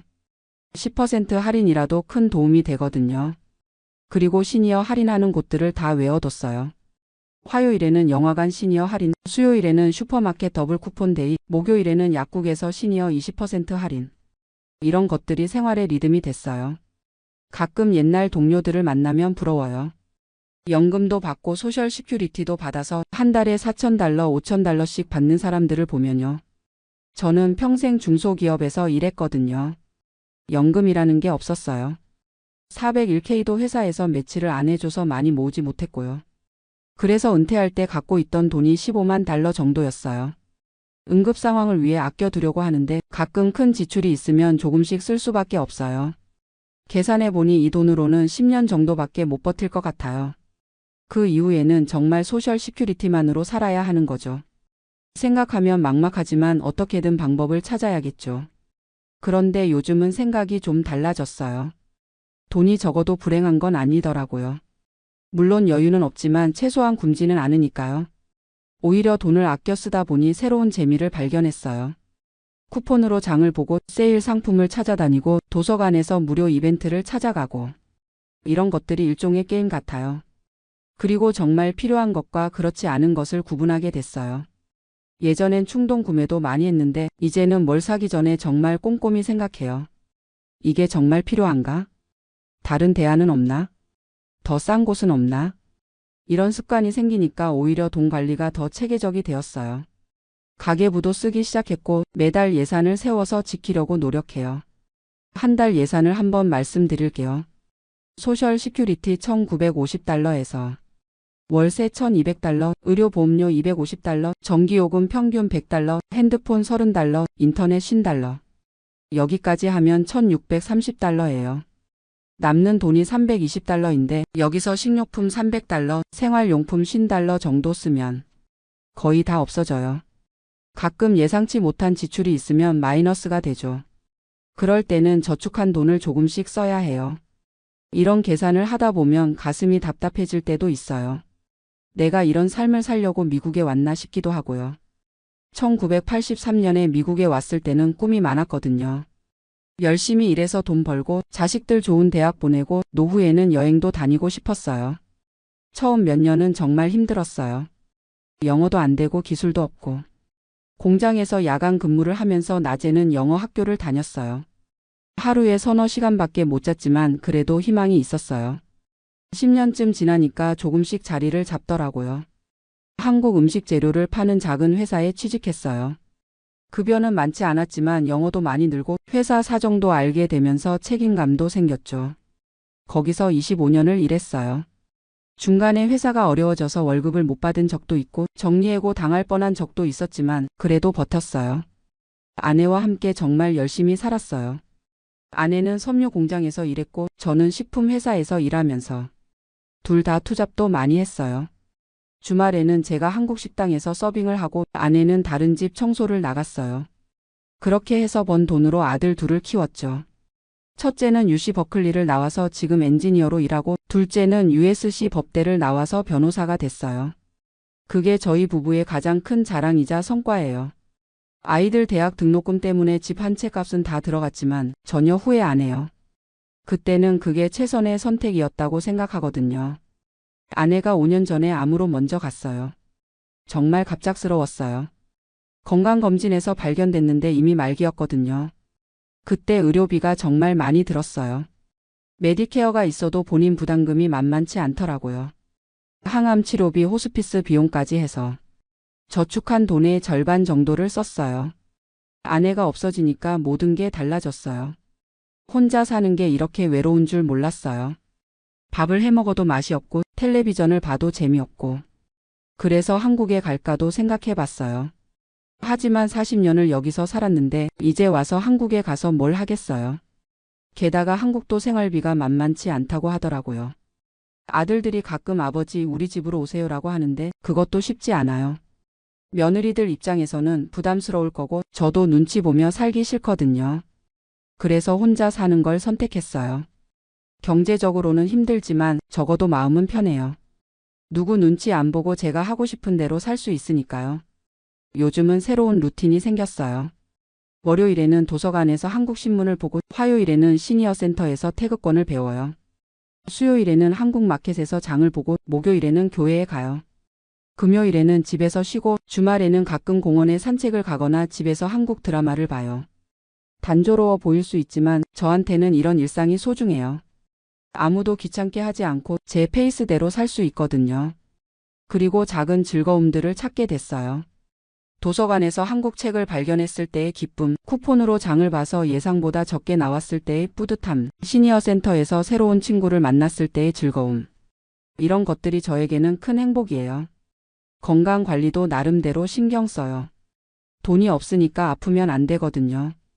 매일 30분씩 걷기를 하고 집에서 간단한 스트레칭도 해요. 음식도 가능한 한 직접 해서 먹어요. 인스턴트 음식은 비싸기도 하고 건강에도 안 좋으니까요. 쌀밥에 김치, 계란 후라이만 있어도 충분히 맛있어요. 가끔 한국이 그리울 때가 있어요. 특히 명절 때는 더 그래요. 추석이나 설날에 혼자 있으면 정말 외로워요. 그럴 때는 한국 음식을 해 먹어요. 비싸더라도 한국 마켓에서 갈비를 사서 구워 먹거나 송편을 만들어 먹기도 해요. 혼자 먹는 게 쓸쓸하지만 그래도 고향 맛을 느낄 수 있어서 위로가 돼요. 요즘은 유튜브에서 한국 프로그램도 많이 봐요. 나는 자연인이다나 백패커 같은 프로그램을 보면서 대리만족을 해요. 여행은 못 가지만 화면으로라도 한국을 볼 수 있어서 좋아요. 아들들과는 일주일에 한 번씩 전화해요. 서로 바쁘니까 길게 하지는 못하지만 그래도 목소리라도 들으면 마음이 든든해져요.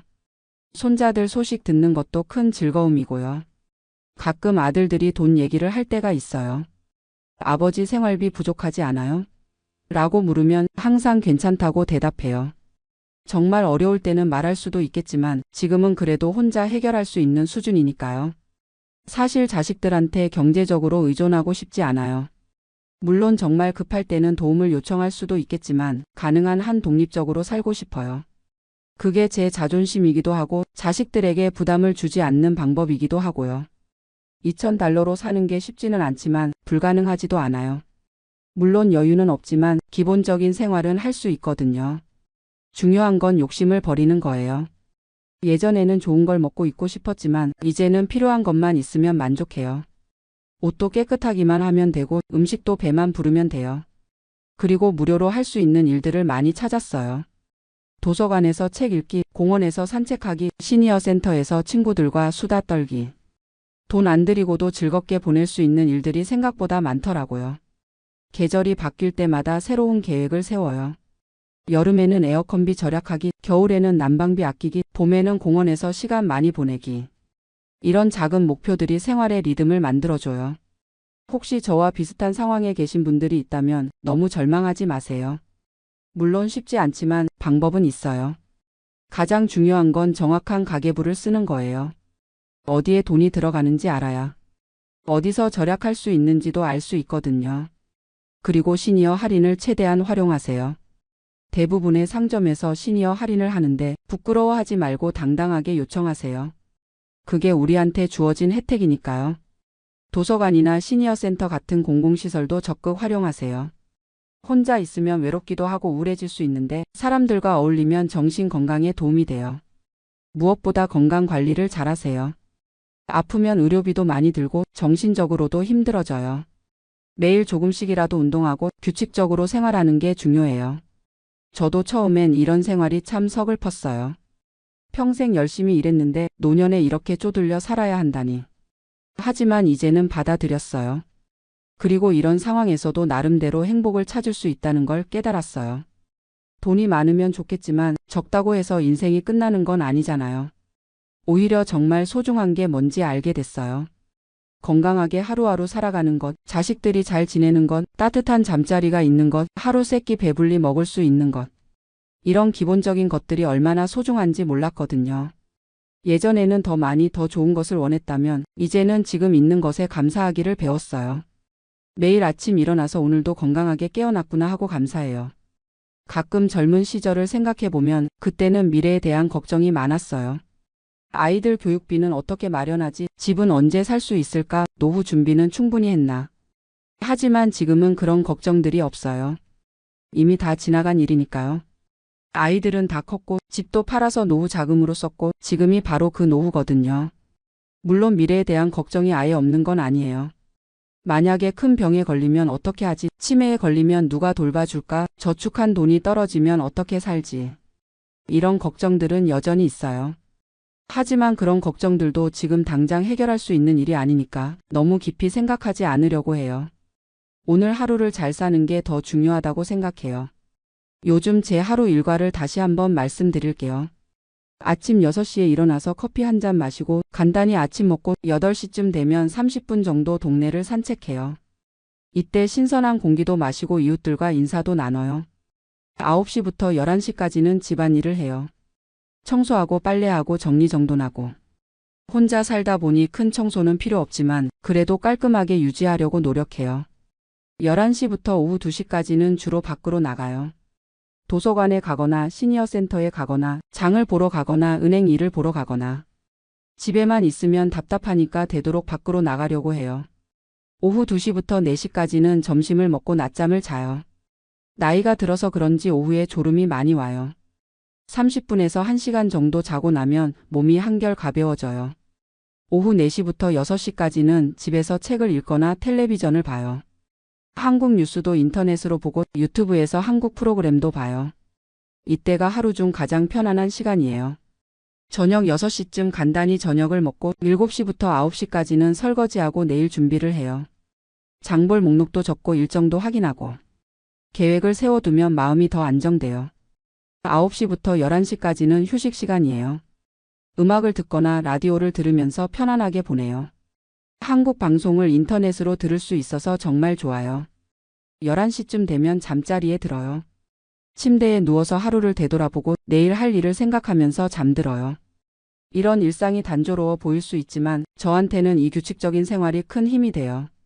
할 일이 있으니까 하루하루가 의미 있게 느껴지거든요. 특히 시니어 센터에서 만난 친구들이 큰 도움이 돼요. 저와 비슷한 상황에 있는 분들이 많거든요. 같이 수다도 떨고 정보도 나누고 가끔은 같이 장 보러 가기도 해요. 그분들과 이야기하다 보면 저만 힘든 게 아니구나 하는 생각이 들어요. 어떤 분은 소셜 시큐리티를 $1,500밖에 못 받아서 더 어렵게 사시거든요. 그런 분들 보면 제가 오히려 나은 편이라는 생각도 들어요. 서로 절약 노하우도 많이 나눠요. 어느 마트에서 언제 세일을 하는지, 어떤 쿠폰을 어디서 구할 수 있는지, 시니어 할인을 어디서 받을 수 있는지. 이런 정보들이 실제 생활에 큰 도움이 돼요. 그리고 한 달에 한 번씩은 함께 한국 식당에 가요. 각자 돈을 내지만 혼자 먹는 것보다 훨씬 맛있어요. $20로 한 끼 먹는 건 부담스럽지만 한 달에 한 번 정도는 그래도 할 만해요. 겨울이 다가오면서 또 다른 고민이 생겼어요. 난방비 문제인데요. 작년 겨울에는 한 달에 $150까지 나왔거든요. 올해는 좀 더 절약해야겠어요. 두꺼운 옷을 여러 벌 준비해뒀고 전기 담요도 하나 샀어요. 밤에는 히터 대신 전기 담요를 쓰면 전기요금을 좀 줄일 수 있을 것 같아요. 낮에는 가능한 한 집에 있지 말고 따뜻한 곳으로 나가려고 해요. 도서관이나 쇼핑몰은 무료로 난방을 해주니까요. 거기서 시간을 보내면 집 난방비도 아끼고 사람들도 만날 수 있어서 일석이조예요. 의료비 관리도 더 신경 써야 할 것 같아요. 나이가 들수록 병원 갈 일이 많아지는데 메디케어가 있어도 본인 부담금이 만만치 않거든요. 정기검진은 빠뜨리지 않고 받으려고 해요. 큰 병이 생기기 전에 미리 발견하는 게 장기적으로는 더 경제적이니까요. 혈압약이나 당뇨약도 꼬박꼬박 먹어야 하고요. 치과는 좀 고민이에요. 메디케어에서 치과 치료는 거의 안 해주거든요. 이가 아픈데 임플란트를 하려면 몇천 달러가 들어요. 그 돈이면 몇 달을 살 수 있으니까 망설여져요. 안경도 새로 맞춰야 하는데 한 개에 $300 정도 해요. 코스트코에서 더 싸게 할 수 있다고 하던데 다음에 알아봐야겠어요. 그래도 건강만큼은 타협하면 안 되죠. 아프면 그때 더 많은 돈이 들어갈 텐데 미리 관리하는 게 현명한 일이에요. 요즘은 한국에 대한 생각도 많이 해요. 가끔 한국 뉴스를 보면 노인분들이 폐지 줍는 모습이 나와요. 그걸 보면 마음이 아프면서도 나는 그래도 여기서 이 정도로 살고 있으니 다행이다 하는 생각도 들어요. 물론 한국이 그리워요. 고향 음식도 그리워하고 옛날 친구들도 보고 싶고. 하지만 이제 와서 한국에 가서 뭘 하겠어요. 거기서도 결국 비슷한 고민을 해야 할 텐데요. 여기서 40년을 살면서 이미 뿌리를 내렸어요. 병원도 여기 있고 친구들도 여기 있고 자식들도 여기 있으니까요. 불편하더라도 여기가 제 터전이에요. 가끔 젊은 한국인들을 보면 부러워요. 꿈도 많고 가능성도 무한하고. 저도 그런 시절이 있었는데 어느새 이렇게 할아버지가 됐네요. 하지만 후회는 안 해요. 제 나름대로는 최선을 다해서 살았거든요. 아내와 함께 열심히 일해서 아이들 키우고 이 나라에서 꿈을 이루려고 노력했어요. 비록 부자는 되지 못했지만 아이들은 잘 키웠고 지금도 건강하게 살고 있으니 그것만으로도 성공한 인생이라고 생각해요. 앞으로 몇 년을 더 살 수 있을지 모르겠지만 남은 시간도 의미 있게 보내고 싶어요. 돈은 적어도 마음은 풍요롭게 건강하게 하루하루를 살아가고 싶어요. 혹시 이야기를 듣고 계신 분들 중에 비슷한 상황에 있는 분이 계시다면 너무 절망하지 마세요. 분명히 방법은 있어요. 중요한 건 현실을 받아들이는 거예요. 돈이 적으면 적은 대로 사는 방법을 찾으면 돼요. 욕심을 줄이고 감사할 줄 알고 작은 행복에도 만족할 줄 안다면 얼마든지 행복하게 살 수 있어요. 그리고 혼자가 아니라는 걸 기억하세요. 비슷한 상황에 사람들이 많아요. 서로 도우면서 살아가면 어려운 시기도 이겨낼 수 있어요. 마지막으로 건강만큼은 꼭 챙기세요. 돈을 아끼려다가 건강을 해치면 결국 더 큰 손해를 보게 돼요. 필요한 의료비는 아끼지 말고 평소에 운동하고 규칙적으로 생활하세요. 제 이야기가 누군가에게 도움이 됐으면 좋겠어요. 화려하지는 않지만 솔직한 이야기였습니다. 소셜 시큐리티 $2000로 사는 일상, 생각보다 불가능한 일은 아니에요. 물론 쉽지는 않지만 지혜롭게 살면 충분히 할 수 있어요. 오늘도 감사한 마음으로 하루를 마무리하며 내일도 건강하게 맞이하고 싶습니다. 들어주셔서 감사합니다. 안녕하세요. 저는 올해 67세 김정수라고 합니다. 지금 이 순간 호주 타스마니아의 작은 마을에서 이 이야기를 쓰고 있어요. 창 밖으로는 끝없이 펼쳐진 초록 들판이 보이고 저 멀리 산자락에는 하얀 구름이 걸려 있습니다. 아름다운 풍경이죠. 하지만 제가 오늘 들려드릴 이야기는 그저 아름답기만 한 건 아니에요. 이곳에 온 지 벌써 3년이 넘었습니다. 한국에서는 그럴듯한 은퇴 계획을 세웠었는데 막상 와보니 현실은 제가 생각했던 것과 많이 달랐어요. 요즘 한국에서 해외 이주나 은퇴 이민에 대한 이야기가 많이 나오는데 정말 솔직하게 말씀드리고 싶어서 이렇게 펜을 들었습니다. 제가 이런 선택을 하게 된 건 3년 전, 그러니까 64세 때였어요. 서울에서 중견 건설회사 부장으로 정년퇴직을 하고 나서 갑자기 앞이 막막해졌거든요. 퇴직금도 받고 연금도 나오긴 하는데 한국에서 노후를 보내기엔 뭔가 답답하다는 생각이 들었어요. 그때 우연히 텔레비전에서 호주 특집 프로그램을 봤는데 타스마니아라는 섬이 나오더라고요. 세계에서 가장 깨끗한 공기, 때 묻지 않은 자연, 여유로운 라이프 스타일이라고 하면서요. 그 순간 마음속 어딘가에서 뭔가가 꿈틀거리기 시작했어요. 아내한테 조심스럽게 얘기해봤죠. 여보, 우리 호주 가서 살아볼까? 처음엔 당연히 반대했어요. 우리 나이에 무슨 소리야. 자식들 다 한국에 있는데.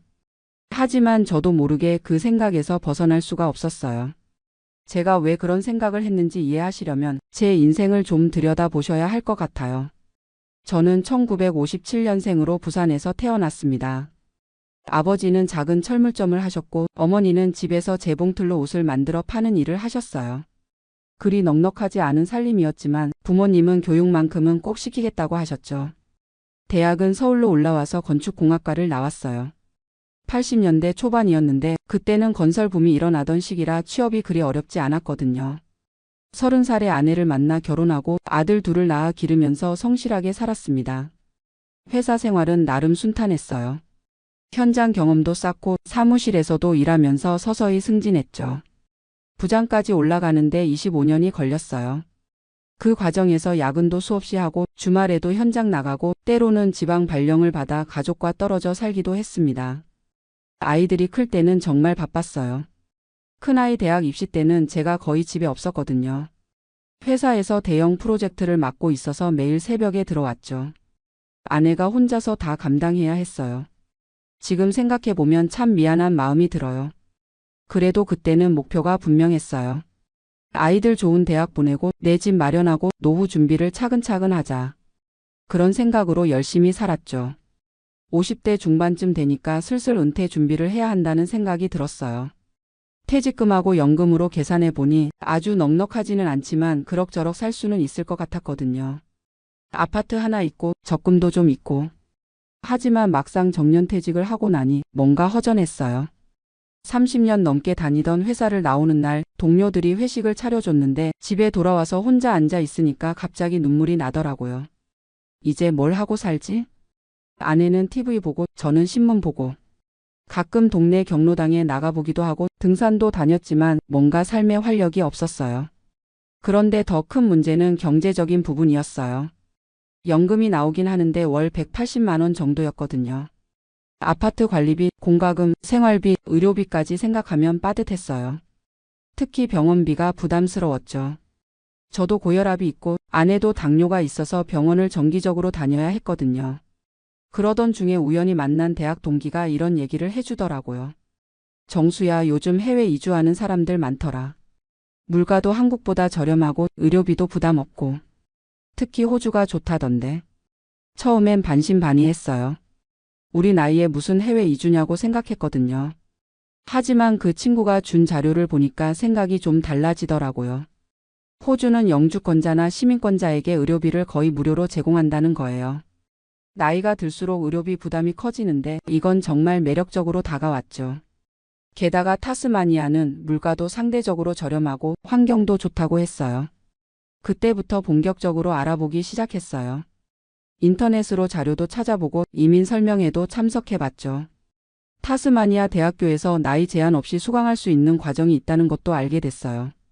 학생 비자로 먼저 가서 영주권을 신청할 수 있다는 얘기였죠. 아내를 설득하는 데는 6개월이 걸렸어요. 우리 나이에 무슨 영어야. 애들은 어떻게 하고. 계속 반대했거든요. 하지만 저는 점점 더 확신이 들었어요.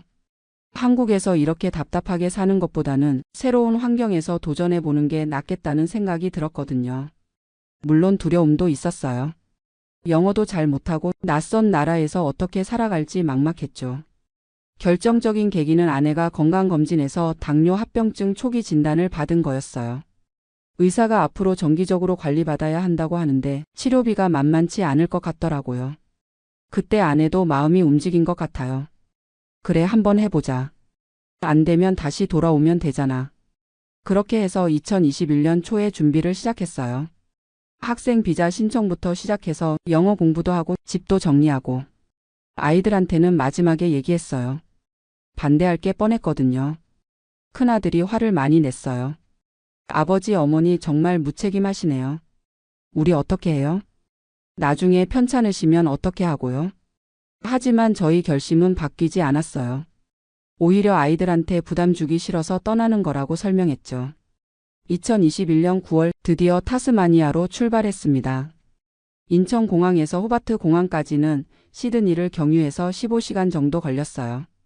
비행기에서 내려서 첫 번째로 느낀 건 공기의 차이였어요. 정말 맑고 깨끗하더라고요. 공항에서 시내까지 가는 길의 봄 풍경은 정말 인상적이었어요. 끝없이 펼쳐진 초원, 멀리 보이는 산들, 여기저기 풀을 뜯고 있는 양떼들. 마치 그림 같았죠. 하지만 막상 정착하려고 하니까 문제가 하나둘씩 드러났어요. 첫 번째 문제는 집 구하기였어요. 인터넷으로 미리 알아봤던 곳들을 직접 가보니까 생각보다 상태가 좋지 않았거든요. 특히 난방시설이 제대로 안 된 곳이 많았어요.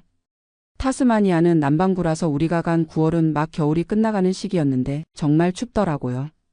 결국 호바트에서 차로 30분 정도 떨어진 작은 마을에 집을 구했어요. 주 $350, 한국 돈으로 35만 원 정도였죠. 한국에 비하면 저렴한 편이었지만 시설은 그리 좋지 않았어요. 오래된 목조 주택이라 곳곳에서 바람이 들어왔고 겨울철 난방비가 생각보다 많이 나왔어요. 두 번째 문제는 언어였어요.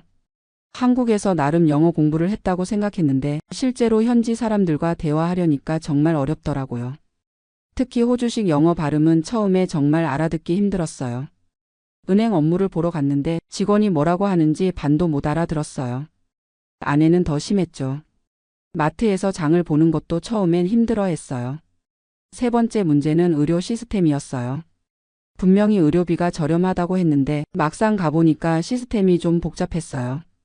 일단 GP라고 하는 일반의를 먼저 만나야 하고 전문의를 만나려면 몇 주씩 기다려야 했어요.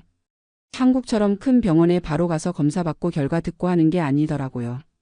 아내가 당뇨 때문에 병원에 갔는데 약 처방받는 데만 2주가 걸렸어요. 물론 비용은 거의 안 들었지만 시간이 오래 걸리니까 답답했죠. 가장 힘든 건 외로움이었어요. 한국에 있을 때는 몰랐는데 사람과의 관계가 얼마나 중요한지 절실히 느꼈어요. 동네에 한국 사람이 거의 없었거든요. 호바트에 가끔 한국 식당이 있긴 했지만 거기까지 가려면 차로 30분은 가야 했어요. 아내는 적응이 더 힘들었어요. 한국에서는 그래도 동네 아는 사람들과 수다도 떨고 시장도 가고 했는데 여기서는 그런 게 없으니까 우울해하더라고요. 3개월쯤 지났을 때 아내가 우리 한국 돌아가자고 하더라고요. 여기서 뭘 하고 살아? 말도 안 통하고 아는 사람도 없고. 이게 무슨 삶이야? 저도 솔직히 마음이 흔들렸어요. 생각했던 것과 너무 달랐거든요. 한국에서 본 자료들은 다 좋은 얘기만 나와 있었는데 실제로는 어려운 점들이 많았어요. 하지만 그냥 포기하기는 아쉬웠어요. 한국에서 정리하고 온 것들도 있고 무엇보다 너무 성급하게 판단하는 것 같았거든요. 그래서 좀 더 적극적으로 현지 생활에 적응해 보기로 했어요. 먼저 타스마니아 대학교에서 하는 영어 과정에 등록했어요. 학생 비자로 온 거니까 공부는 해야 했거든요. 일주일에 3일 하루 4시간씩 영어 수업을 들었어요. 영어 수업에서 다른 나라에서 온 이민자들을 많이 만났어요. 중국에서 온 부부, 베트남에서 온 가족, 인도에서 온 젊은 부부도 있었고요. 다들 비슷한 어려움을 겪고 있더라고요. 그 중에서 특히 기억에 남는 건 중국에서 온 리 씨 부부였어요. 나이가 저희와 비슷했는데 중국에서 작은 사업을 하다가 은퇴 후에 호주로 온 거였어요. 리 씨가 저한테 이런 얘기를 해주더라고요. 김 씨, 처음 2년은 정말 힘들어요. 언어도 그렇고 문화도 다르고. 하지만 3년 정도 지나면 조금씩 적응돼요. 지금은 중국으로 돌아갈 생각 없어요. 그 말이 저한테 큰 힘이 됐어요. 혼자 겪는 어려움이 아니라는 걸 알게 됐거든요. 영어 실력도 조금씩 늘었어요. 물론 아직도 완벽하지는 않지만 기본적인 의사소통은 할 수 있게 됐죠. 아내도 ESL 수업에 참여해서 다른 이민자 아주머니들과 친해졌어요. 1년 정도 지나니까 생활 패턴이 잡혔어요. 아침에 일어나서 동네를 산책하고 오전에는 영어 공부하고 오후에는 집 주변을 정리하거나 독서를 했어요. 저녁에는 아내와 함께 현지 뉴스를 보면서 영어 공부도 하고요. 한국과 연락도 정기적으로 했어요. 아이들과는 일주일에 한 번씩 화상통화를 했고 친구들과는 카카오톡으로 안부를 주고받았죠. 2년째가 되니까 영주권 신청을 할 수 있게 됐어요. 학생 비자로 2년을 채우고 영어 시험도 통과하고 건강검진도 받고 복잡한 절차였지만 어떻게든 해냈어요. 영주권을 받고 나니까 마음이 좀 편해졌어요. 이제 정말 이곳 사람이 된 것 같은 기분이었거든요. 의료 혜택도 본격적으로 받을 수 있게 됐고 향후 시민권 신청도 가능해졌죠. 하지만 여전히 어려운 점들이 있었어요. 가장 큰 문제는 사회적 관계였어요. 영어를 어느 정도 할 수 있게 됐다고 해도 깊이 있는 대화를 나누기는 여전히 어려웠거든요. 현지 사람들과 친구가 되기까지는 정말 오랜 시간이 걸리더라고요. 경제적인 부분도 생각보다 만만치 않았어요. 집세, 전기세, 가스비, 인터넷비, 자동차 보험료 등등. 한국에 비해 저렴하다고 했지만 실제로는 그렇지도 않았어요. 특히 겨울철 난방비가 정말 많이 나왔어요. 타스마니아는 생각보다 추워서 5월부터 9월까지는 난방을 해야 했거든요. 한 달에 전기세만 $200가 넘게 나올 때도 있었어요. 음식도 문제였어요. 한국 음식이 그리워서 호바트 한국마트에 가곤 했는데 가격이 한국의 3배는 됐어요. 김치 한 포기가 $15, 라면 한 개가 $2였거든요. 결국 웬만한 건 직접 만들어 먹어야 했어요. 의료 시스템도 좋다고는 하지만 한국과는 많이 달랐어요. 응급 상황이 아닌 이상 전문의를 만나려면 몇 주씩 기다려야 했고 검사 결과도 오래 걸렸어요. 한국처럼 당일에 모든 검사를 다 받고 결과를 듣는 게 불가능했죠. 그리고 가장 힘든 건 아이들과의 거리감이었어요. 화상통화로 얼굴을 보고 이야기는 하지만 실제로 만나지 못하니까 점점 소원해지는 느낌이었어요. 특히 큰아들 아이, 그러니까 제 손자가 이제 말을 배우기 시작했는데 할아버지 목소리를 어색해 하더라고요. 그런 게 쌓이니까 아내가 다시 힘들어하기 시작했어요. 우리가 여기서 뭘 하고 사는 거야? 손자도 못 보고 친구도 없고. 이게 진짜 우리가 원했던 삶이야? 저도 가끔 그런 생각이 들어요. 한국에 있었다면 손자도 자주 보고 친구들과도 만나고 익숙한 환경에서 편안하게 살았을 텐데.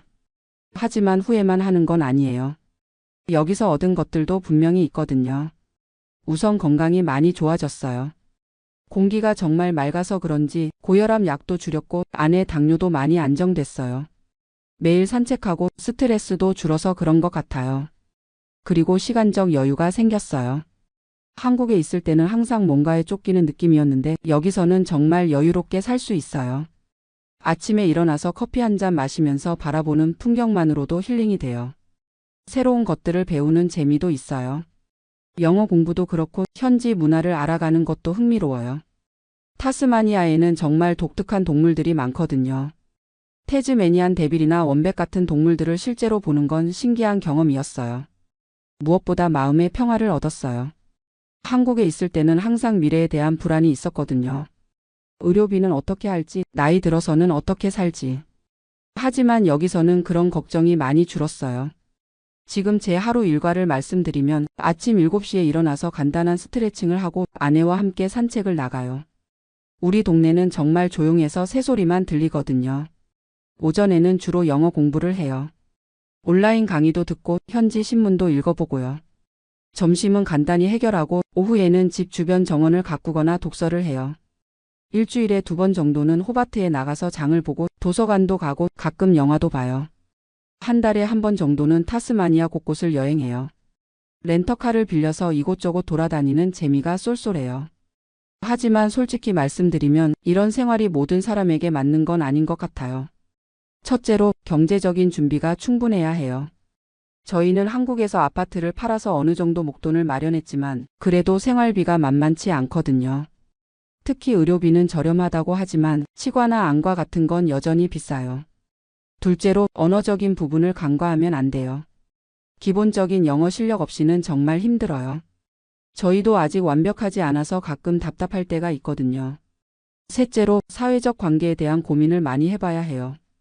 혼자 있는 시간이 많아지고 깊이 있는 대화를 나눌 사람이 제한적이에요. 특히 나이가 들수록 새로운 친구를 만들기가 쉽지 않거든요.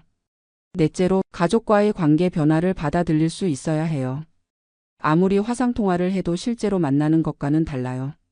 특히 손자, 손녀들과의 관계는 시간이 지날수록 어색해져요. 그리고 가장 중요한 건 정말 확실한 동기가 있어야 한다는 거예요. 단순히 한국 생활이 답답해서 정도로는 견디기 어려워요. 여기도 나름의 어려움과 제약이 있거든요. 저는 지금도 가끔 고민해요. 정말 잘한 선택이었을까? 특히 아내가 힘들어할 때는 더욱 그런 생각이 들어요. 하지만 후회하지는 않아요. 인생에서 한 번쯤은 이런 도전을 해볼 만했다고 생각해요. 비록 완벽하지는 않지만 새로운 환경에서 새로운 삶을 경험해 보는 것 자체가 의미 있었거든요. 요즘 들어서는 좀 더 현실적으로 생각해요. 아마 5년 정도 더 여기서 살아보고 그 이후에는 한국으로 돌아갈 수도 있을 것 같아요. 건강이 더 나빠지면 역시 자식들 곁에 있는 게 나을 테니까요. 하지만 지금 당장은 이곳에서의 삶에 만족하고 있어요. 매일 아침 창문을 열면 펼쳐지는 그 풍경, 깨끗한 공기, 여유로운 생활 리듬. 이런 것들은 한국에서는 경험하기 어려운 것들이거든요. 최근에는 작은 텃밭도 만들었어요. 상추, 깻잎, 토마토 같은 것들을 키우고 있는데 직접 기른 채소로 요리해 먹는 맛이 정말 좋아요. 아내도 이런 소소한 재미를 찾아가고 있어요. 그리고 조금씩이지만 현지 사람들과도 친해지고 있어요. 옆집 할머니는 가끔 직접 만든 잼을 갖다 주시고 우리도 김치를 담가서 나눠드려요. 언어는 아직 서툴지만 마음은 통하는 것 같아요. 한국 친구들과도 계속 연락하고 있어요. 화상통화로 함께 술도 마시고 서로 근황도 전해요. 물리적으로는 떨어져 있지만 마음의 거리는 그리 멀지 않다는 걸 느껴요. 가끔 한국 방문도 계획하고 있어요. 1년에 한 번 정도는 가서 가족들도 만나고 친구들도 보고 싶거든요. 영주권이 있으니까 자유롭게 왔다 갔다 할 수 있어요. 지금 이 순간 저는 타스마니아 작은 마을의 저녁 노을을 바라보며 이 글을 쓰고 있어요. 하늘이 붉게 물들고 멀리서 양들이 우는 소리가 들려요. 이런 평화로운 순간들이 쌓여서 지금의 제 삶이 되었어요. 완벽하지는 않지만 나름의 의미가 있는 삶이라고 생각해요. 젊었을 때는 성공하기 위해, 가족을 위해 열심히 살았다면 이제는 저 자신을 위해 남은 인생을 의미 있게 보내기 위해 이런 선택을 한 거예요. 혹시 저와 비슷한 고민을 하고 계신 분들이 있다면 몇 가지 조언을 드리고 싶어요. 첫째, 충분한 준비를 하세요. 경제적 준비뿐만 아니라 정신적 준비도 중요해요. 이상만 가지고는 현실을 견디기 어려워요. 둘째, 가족들과 충분히 상의하세요. 혼자만의 결정이 아니라 가족 모두가 동의할 수 있어야 해요. 특히 배우자의 마음이 중요해요. 셋째, 단계적으로 접근해 보세요. 처음부터 영구 이주를 생각하지 말고 일정 기간 살아보면서 결정하는 것도 좋은 방법이에요. 넷째, 현지 네트워크를 만드는 것에 신경 쓰세요. 혼자서는 정말 힘들어요. 비슷한 처지의 사람들과 교류하는 것이 큰 도움이 됩니다. 마지막으로 완벽을 추구하지 마세요. 어떤 선택이든 장단점이 있어요. 중요한 건 그 선택에 대해 책임지고 최선을 다해 살아가는 거예요. 저는 아직도 배우고 있어요. 새로운 언어도, 새로운 문화도, 새로운 삶의 방식도. 67세에 새로운 도전을 한다는 게 쉽지는 않지만 그만큼 값진 경험이라고 생각해요. 가끔 한국에 있는 친구들이 부러워해요. 야, 정수야. 너 정말 용기 있다. 우리는 엄두도 못 내겠어. 하지만 저도 그 친구들이 부러울 때가 있어요. 손자, 손녀들과 함께 시간을 보내고 오랜 친구들과 만나서 추억을 나누는 모습들이요. 결국 어떤 삶이 더 좋다고 할 수는 없는 것 같아요. 각자가 추구하는 가치와 상황에 따라 다른 거죠. 저에게는 이곳에서의 삶이 새로운 의미를 주었어요. 물질적으로는 한국에서보다 풍요롭지 않을 수도 있지만 마음의 여유와 평화는 더 큰 것 같아요. 매일 아침 일어나면 감사한 마음이 들어요. 건강하게 하루를 시작할 수 있다는 것, 사랑하는 아내와 함께 있을 수 있다는 것, 아름다운 자연 속에서 살 수 있다는 것. 이런 소소한 것들이 행복이라는 걸 이제야 알게 됐어요. 물론 앞으로도 어려움은 있을 거예요. 나이가 들수록 건강 문제도 생기고 언어적 한계도 계속 느낄 테고 가족과의 거리감도 더 커질 수도 있어요. 하지만 그때 가서 다시 생각해 보면 되는 거 아닐까요? 인생이라는 게 모든 걸 미리 계획하고 사는 건 아니니까요. 지금은 이곳에서 주어진 하루하루를 충실히 살아가려고 해요. 아내와 함께 산책도 하고 작은 텃밭도 가꾸고 새로운 친구들도 만나고 그런 일상들이 쌓여서 제 인생의 새로운 장을 만들어가고 있어요. 혹시 이 글을 읽고 계신 분 중에 비슷한 고민을 하고 계신 분이 있다면 무엇보다 자신에게 정직하세요. 왜 그런 생각을 하게 됐는지, 정말 그것이 필요한지, 어떤 어려움이 있을 수 있는지. 그리고 주변 사람들과도 충분히 이야기해 보세요. 혼자만의 판단으로는 놓치는 부분들이 많거든요. 저는 3년 전에 제 결정에 대해 복잡한 마음이에요. 후회는 없지만 아쉬운 부분들도 있고요. 하지만 그것도 인생의 일부라고 받아들이고 있어요. 나이 든다는 건 경험이 쌓인다는 거예요. 좋은 경험도 어려운 경험도 모두 소중한 자산이 되는 것 같아요. 이곳에서의 3년도 제게는 그런 자산이 됐어요. 앞으로 몇 년을 더 이곳에서 살지 아니면 한국으로 돌아갈지는 아직 모르겠어요. 하지만 어떤 선택을 하든 지금까지의 경험들은 저에게 큰 재산이 될 거예요. 타스마니아의 밤은 정말 고요해요. 도시의 소음 없이 오직 자연의 소리만 들려와요. 그런 고요함 속에서 저는 제 인생을 되돌아보곤 해요. 67년을 살아오면서 참 많은 일들이 있었어요. 어려웠던 시절도 있었고 보람찼던 순간들도 있었고 지금 이 순간도 그런 인생의 한 페이지가 되겠죠. 언젠가는 이 경험도 추억이 될 거예요. 그때 돌이켜보면 그때 참 용기 있는 일을 했었구나라고 생각하지 않을까 싶어요. 모든 분들이 각자의 자리에서 행복하시길 바라며 저의 솔직한 이야기를 마칩니다. 긴 글 읽어주셔서 감사합니다.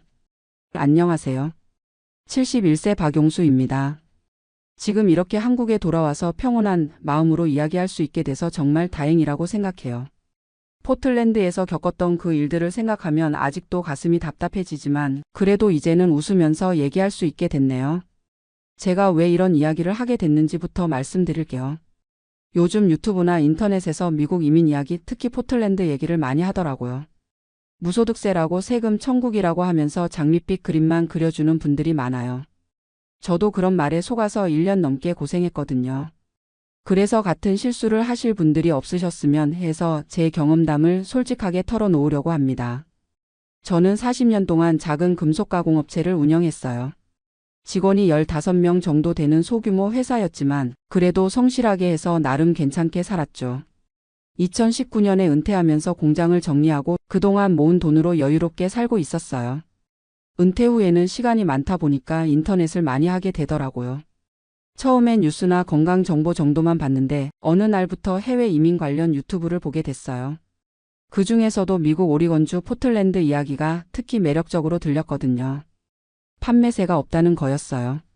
세일즈 텍스가 없다고 하니까 물건 살 때마다 세금 안 내도 된다는 뜻이잖아요. 한국은 부가세 10%인데 거기는 0%라니. 게다가 집값도 한국보다 싸고 공기도 맑고 자연도 좋다고 하더라고요. 그때 한국 세금이 정말 부담스러웠거든요. 건강보험료만 해도 한 달에 15만 원씩 나가고 재산세, 종합소득세까지 합치면 1년에 몇백만 원이 나가더라고요. 은퇴자에게는 정말 큰 부담이었어요. 그런데 유튜브에서는 포틀랜드가 마치 천국처럼 그려지는 거예요. 은퇴자들의 천국이다. 세금 걱정 없이 살 수 있다. 한국보다 의료비도 싸다. 이런 식으로요. 저도 모르게 점점 그쪽으로 마음이 기울어지기 시작했어요. 집사람한테 얘기해봤더니 처음엔 완전히 반대하더라고요. 나이가 몇인데 지금 가서 뭘 하려고 그래 하면서요. 미국에 사는 아들한테도 전화해봤더니 아버지 인터넷 정보만 믿고 그러시면 안 돼요. 현실은 다를 수 있어요라고 하더라고요. 하지만 저는 이미 마음을 굳혔어요. 40년 동안 사업하면서 이런저런 일들을 겪어봤는데 이 정도 결정도 못 내린다면 남자가 아니라고 생각했거든요. 경험도 안 해보고 뭘 안다고 그래 하면서 밀어붙였어요. 2022년 겨울부터 본격적으로 준비를 시작했어요. 집을 팔고 이민 수속을 밟고 포틀랜드에 집도 알아봤죠. 강남에 있던 40평 아파트를 12억에 팔았어요. 그 돈으로 포틀랜드에서 200평 되는 단독주택을 65만 달러에 샀거든요. 환율로 치면 8억 정도였으니까 4억은 남는 셈이었죠. 주변 사람들 반응이 재미있었어요. 대단하시네요. 용기 있으시네요. 부러워요. 이런 말들을 많이 들었거든요. 그런 말 들을 때마다 기분이 좋았어요. 역시 내가 결정을 잘했구나 하는 생각이 들었죠. 2023년 3월에 드디어 포틀랜드에 도착했어요. 처음 며칠은 정말 좋았어요. 공기가 맑고 집은 넓고 마당도 있고. 한국에서는 상상도 못할 규모의 집에서 살게 됐으니까요. 마트 가서 장볼 때도 세금이 안 붙으니까 신기하고 좋더라고요. 그런데 며칠 지나니까 이상한 점들이 눈에 들어오기 시작했어요. 시내에 나가보니까 노숙자들이 생각보다 많은 거예요. 텐트 치고 사는 사람들, 쇼핑카트 끌고 다니는 사람들. 처음엔 큰 도시니까 이런 사람들도 있겠지 하고 넘어갔어요. 그런데 시간이 갈수록 문제가 심각하다는 걸 깨닫게 됐어요. 우리 집 근처에도 노숙자들이 나타나기 시작했거든요. 처음엔 한두 명 정도였는데 점점 늘어나더라고요. 집 앞 공원에 텐트를 치고 살기 시작했어요. 이상철이라는 분이 우리 이웃이었는데 그분이 먼저 포틀랜드에서 5년째 살고 계셨어요. 그분한테 물어봤더니 원래 이런 곳이에요. 유튜버들이 말 안 하는 부분이 이거예요 라고 하시더라고요. 박 형님, 솔직히 말하자면 여기 노숙자 문제가 정말 심각해요. 시 정부에서도 손을 못 쓰고 있어요.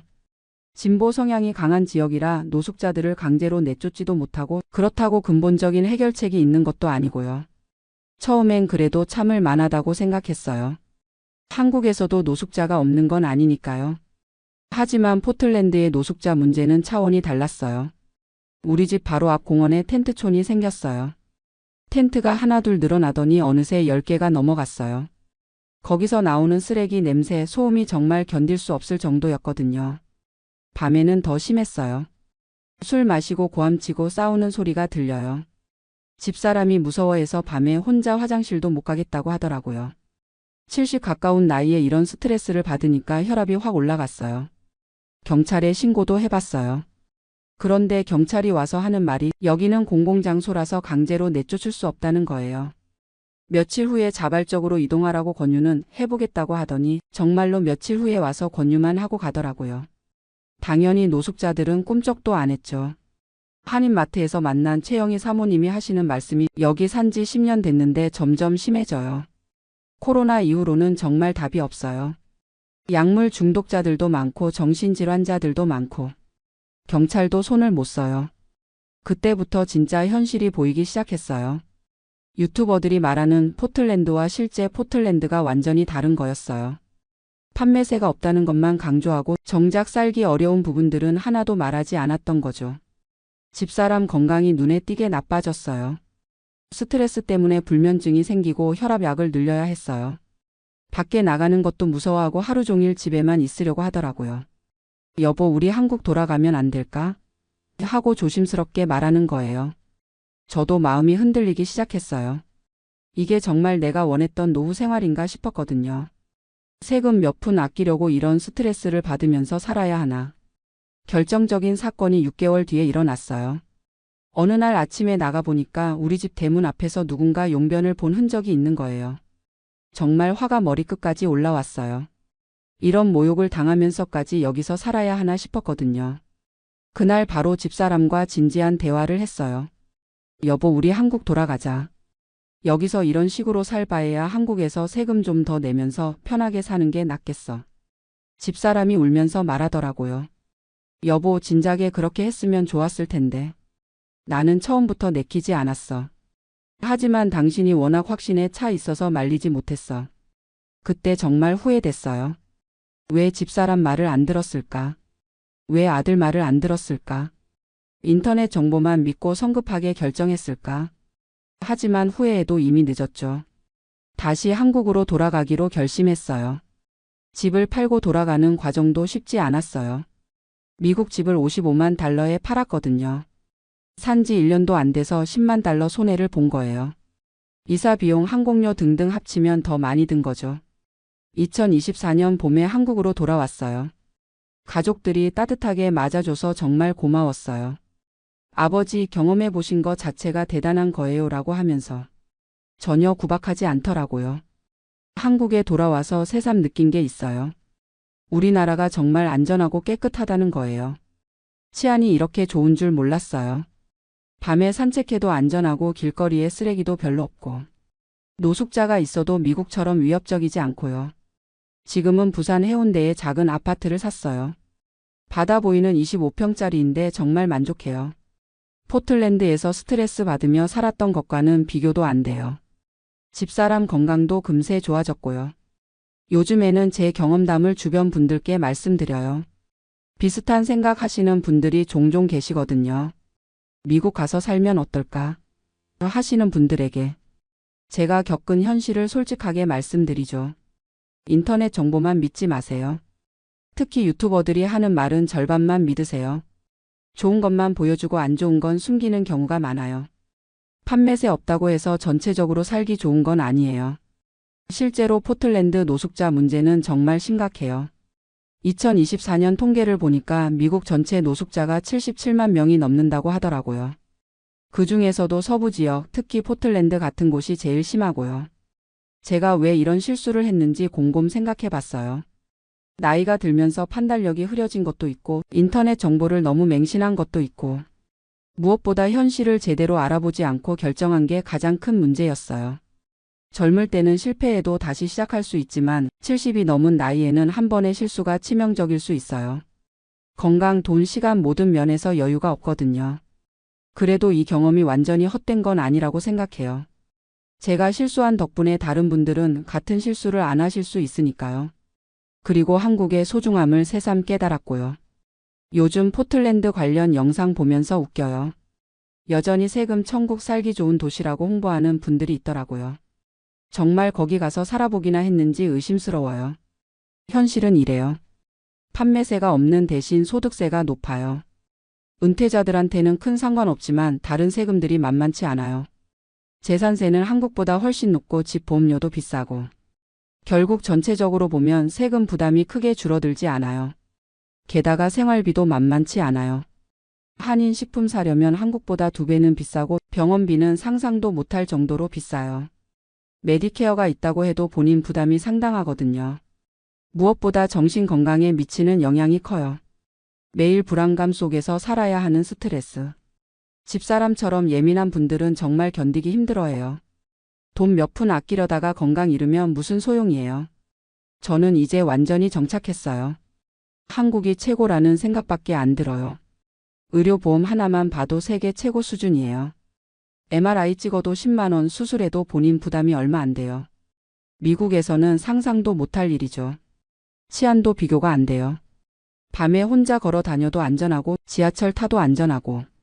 포틀랜드에서는 대중교통 이용하기가 무서웠거든요. 이상한 사람들이 너무 많아서요. 음식도 한국이 최고예요. 김치찌개, 된장찌개 먹고 싶으면 언제든 먹을 수 있고 반찬도 다양하고 밥도 맛있고. 미국에서는 한식당 가서 김치찌개 하나 먹으려면 $20씩 내야 해요. 지금 생각해보면 제가 왜 그런 결정을 했는지 이해가 안 가요. 한국에서 충분히 행복하게 살고 있었는데 괜히 욕심 부려서 고생만 했네요. 요즘 비슷한 고민하시는 분들 만나면 꼭 말씀드려요. 해외 이주는 정말 신중하게 결정하세요. 특히 우리 나이에는 더더욱 조심해야 해요. 인터넷 정보만 믿지 말고 실제로 그곳에서 살아본 사람들 만나서 현실적인 얘기 들어보세요. 그리고 한 가지 더 말씀드리고 싶은 건 가족 의견을 무시하지 마세요. 저도 집사람과 아들 말을 들었으면 이런 고생 안 했을 텐데 혼자 고집 부리다가 다들 고생시켰어요. 나이 들어서는 안정이 최고예요. 모험이나 도전보다는 편안하고 안전한 게 우선이에요. 젊을 때는 몰랐는데 이제는 확실히 알겠어요. 한국이 이렇게 살기 좋은 나라인 줄 몰랐어요. 세계 어디 가서도 이만한 나라 찾기 힘들 거예요. 안전하고 편리하고 의료 시스템 좋고 음식도 맛있고 사람들도 착하고. 물론 세금이 좀 부담스럽긴 해요. 하지만 그 세금으로 이런 혜택들을 받는 거라면 충분히 낼 만한 가치가 있다고 생각해요. 세금 아끼려다가 더 큰 손해 보는 것보다는 훨씬 나으니까요. 지금 제가 사는 부산 아파트에서는 매일 아침 바다를 봐요. 파도 소리 들으면서 커피 마시고 신문 읽고. 이런 게 진짜 행복이구나 싶어요. 포틀랜드에서는 매일 스트레스 받으며 살았는데 지금은 정말 평온해요. 가끔 포틀랜드 생각이 나기도 해요. 집은 정말 컸거든요. 마당도 넓고 방도 많고. 하지만 집이 크다고 행복한 건 아니더라고요. 안전하고 편안한 작은 집이 불안한 큰 집보다 훨씬 나아요. 요즘에는 손주들이 자주 놀러 와요. 할아버지 미국 어땠어? 하고 물어보면 할아버지가 바보 같은 짓 했다고 솔직하게 말해줘요. 너희들은 나중에 이런 실수하지 말라고요. 젊은 분들한테도 말씀드리고 싶어요. 부모님이 이런 생각하시면 말려드리세요.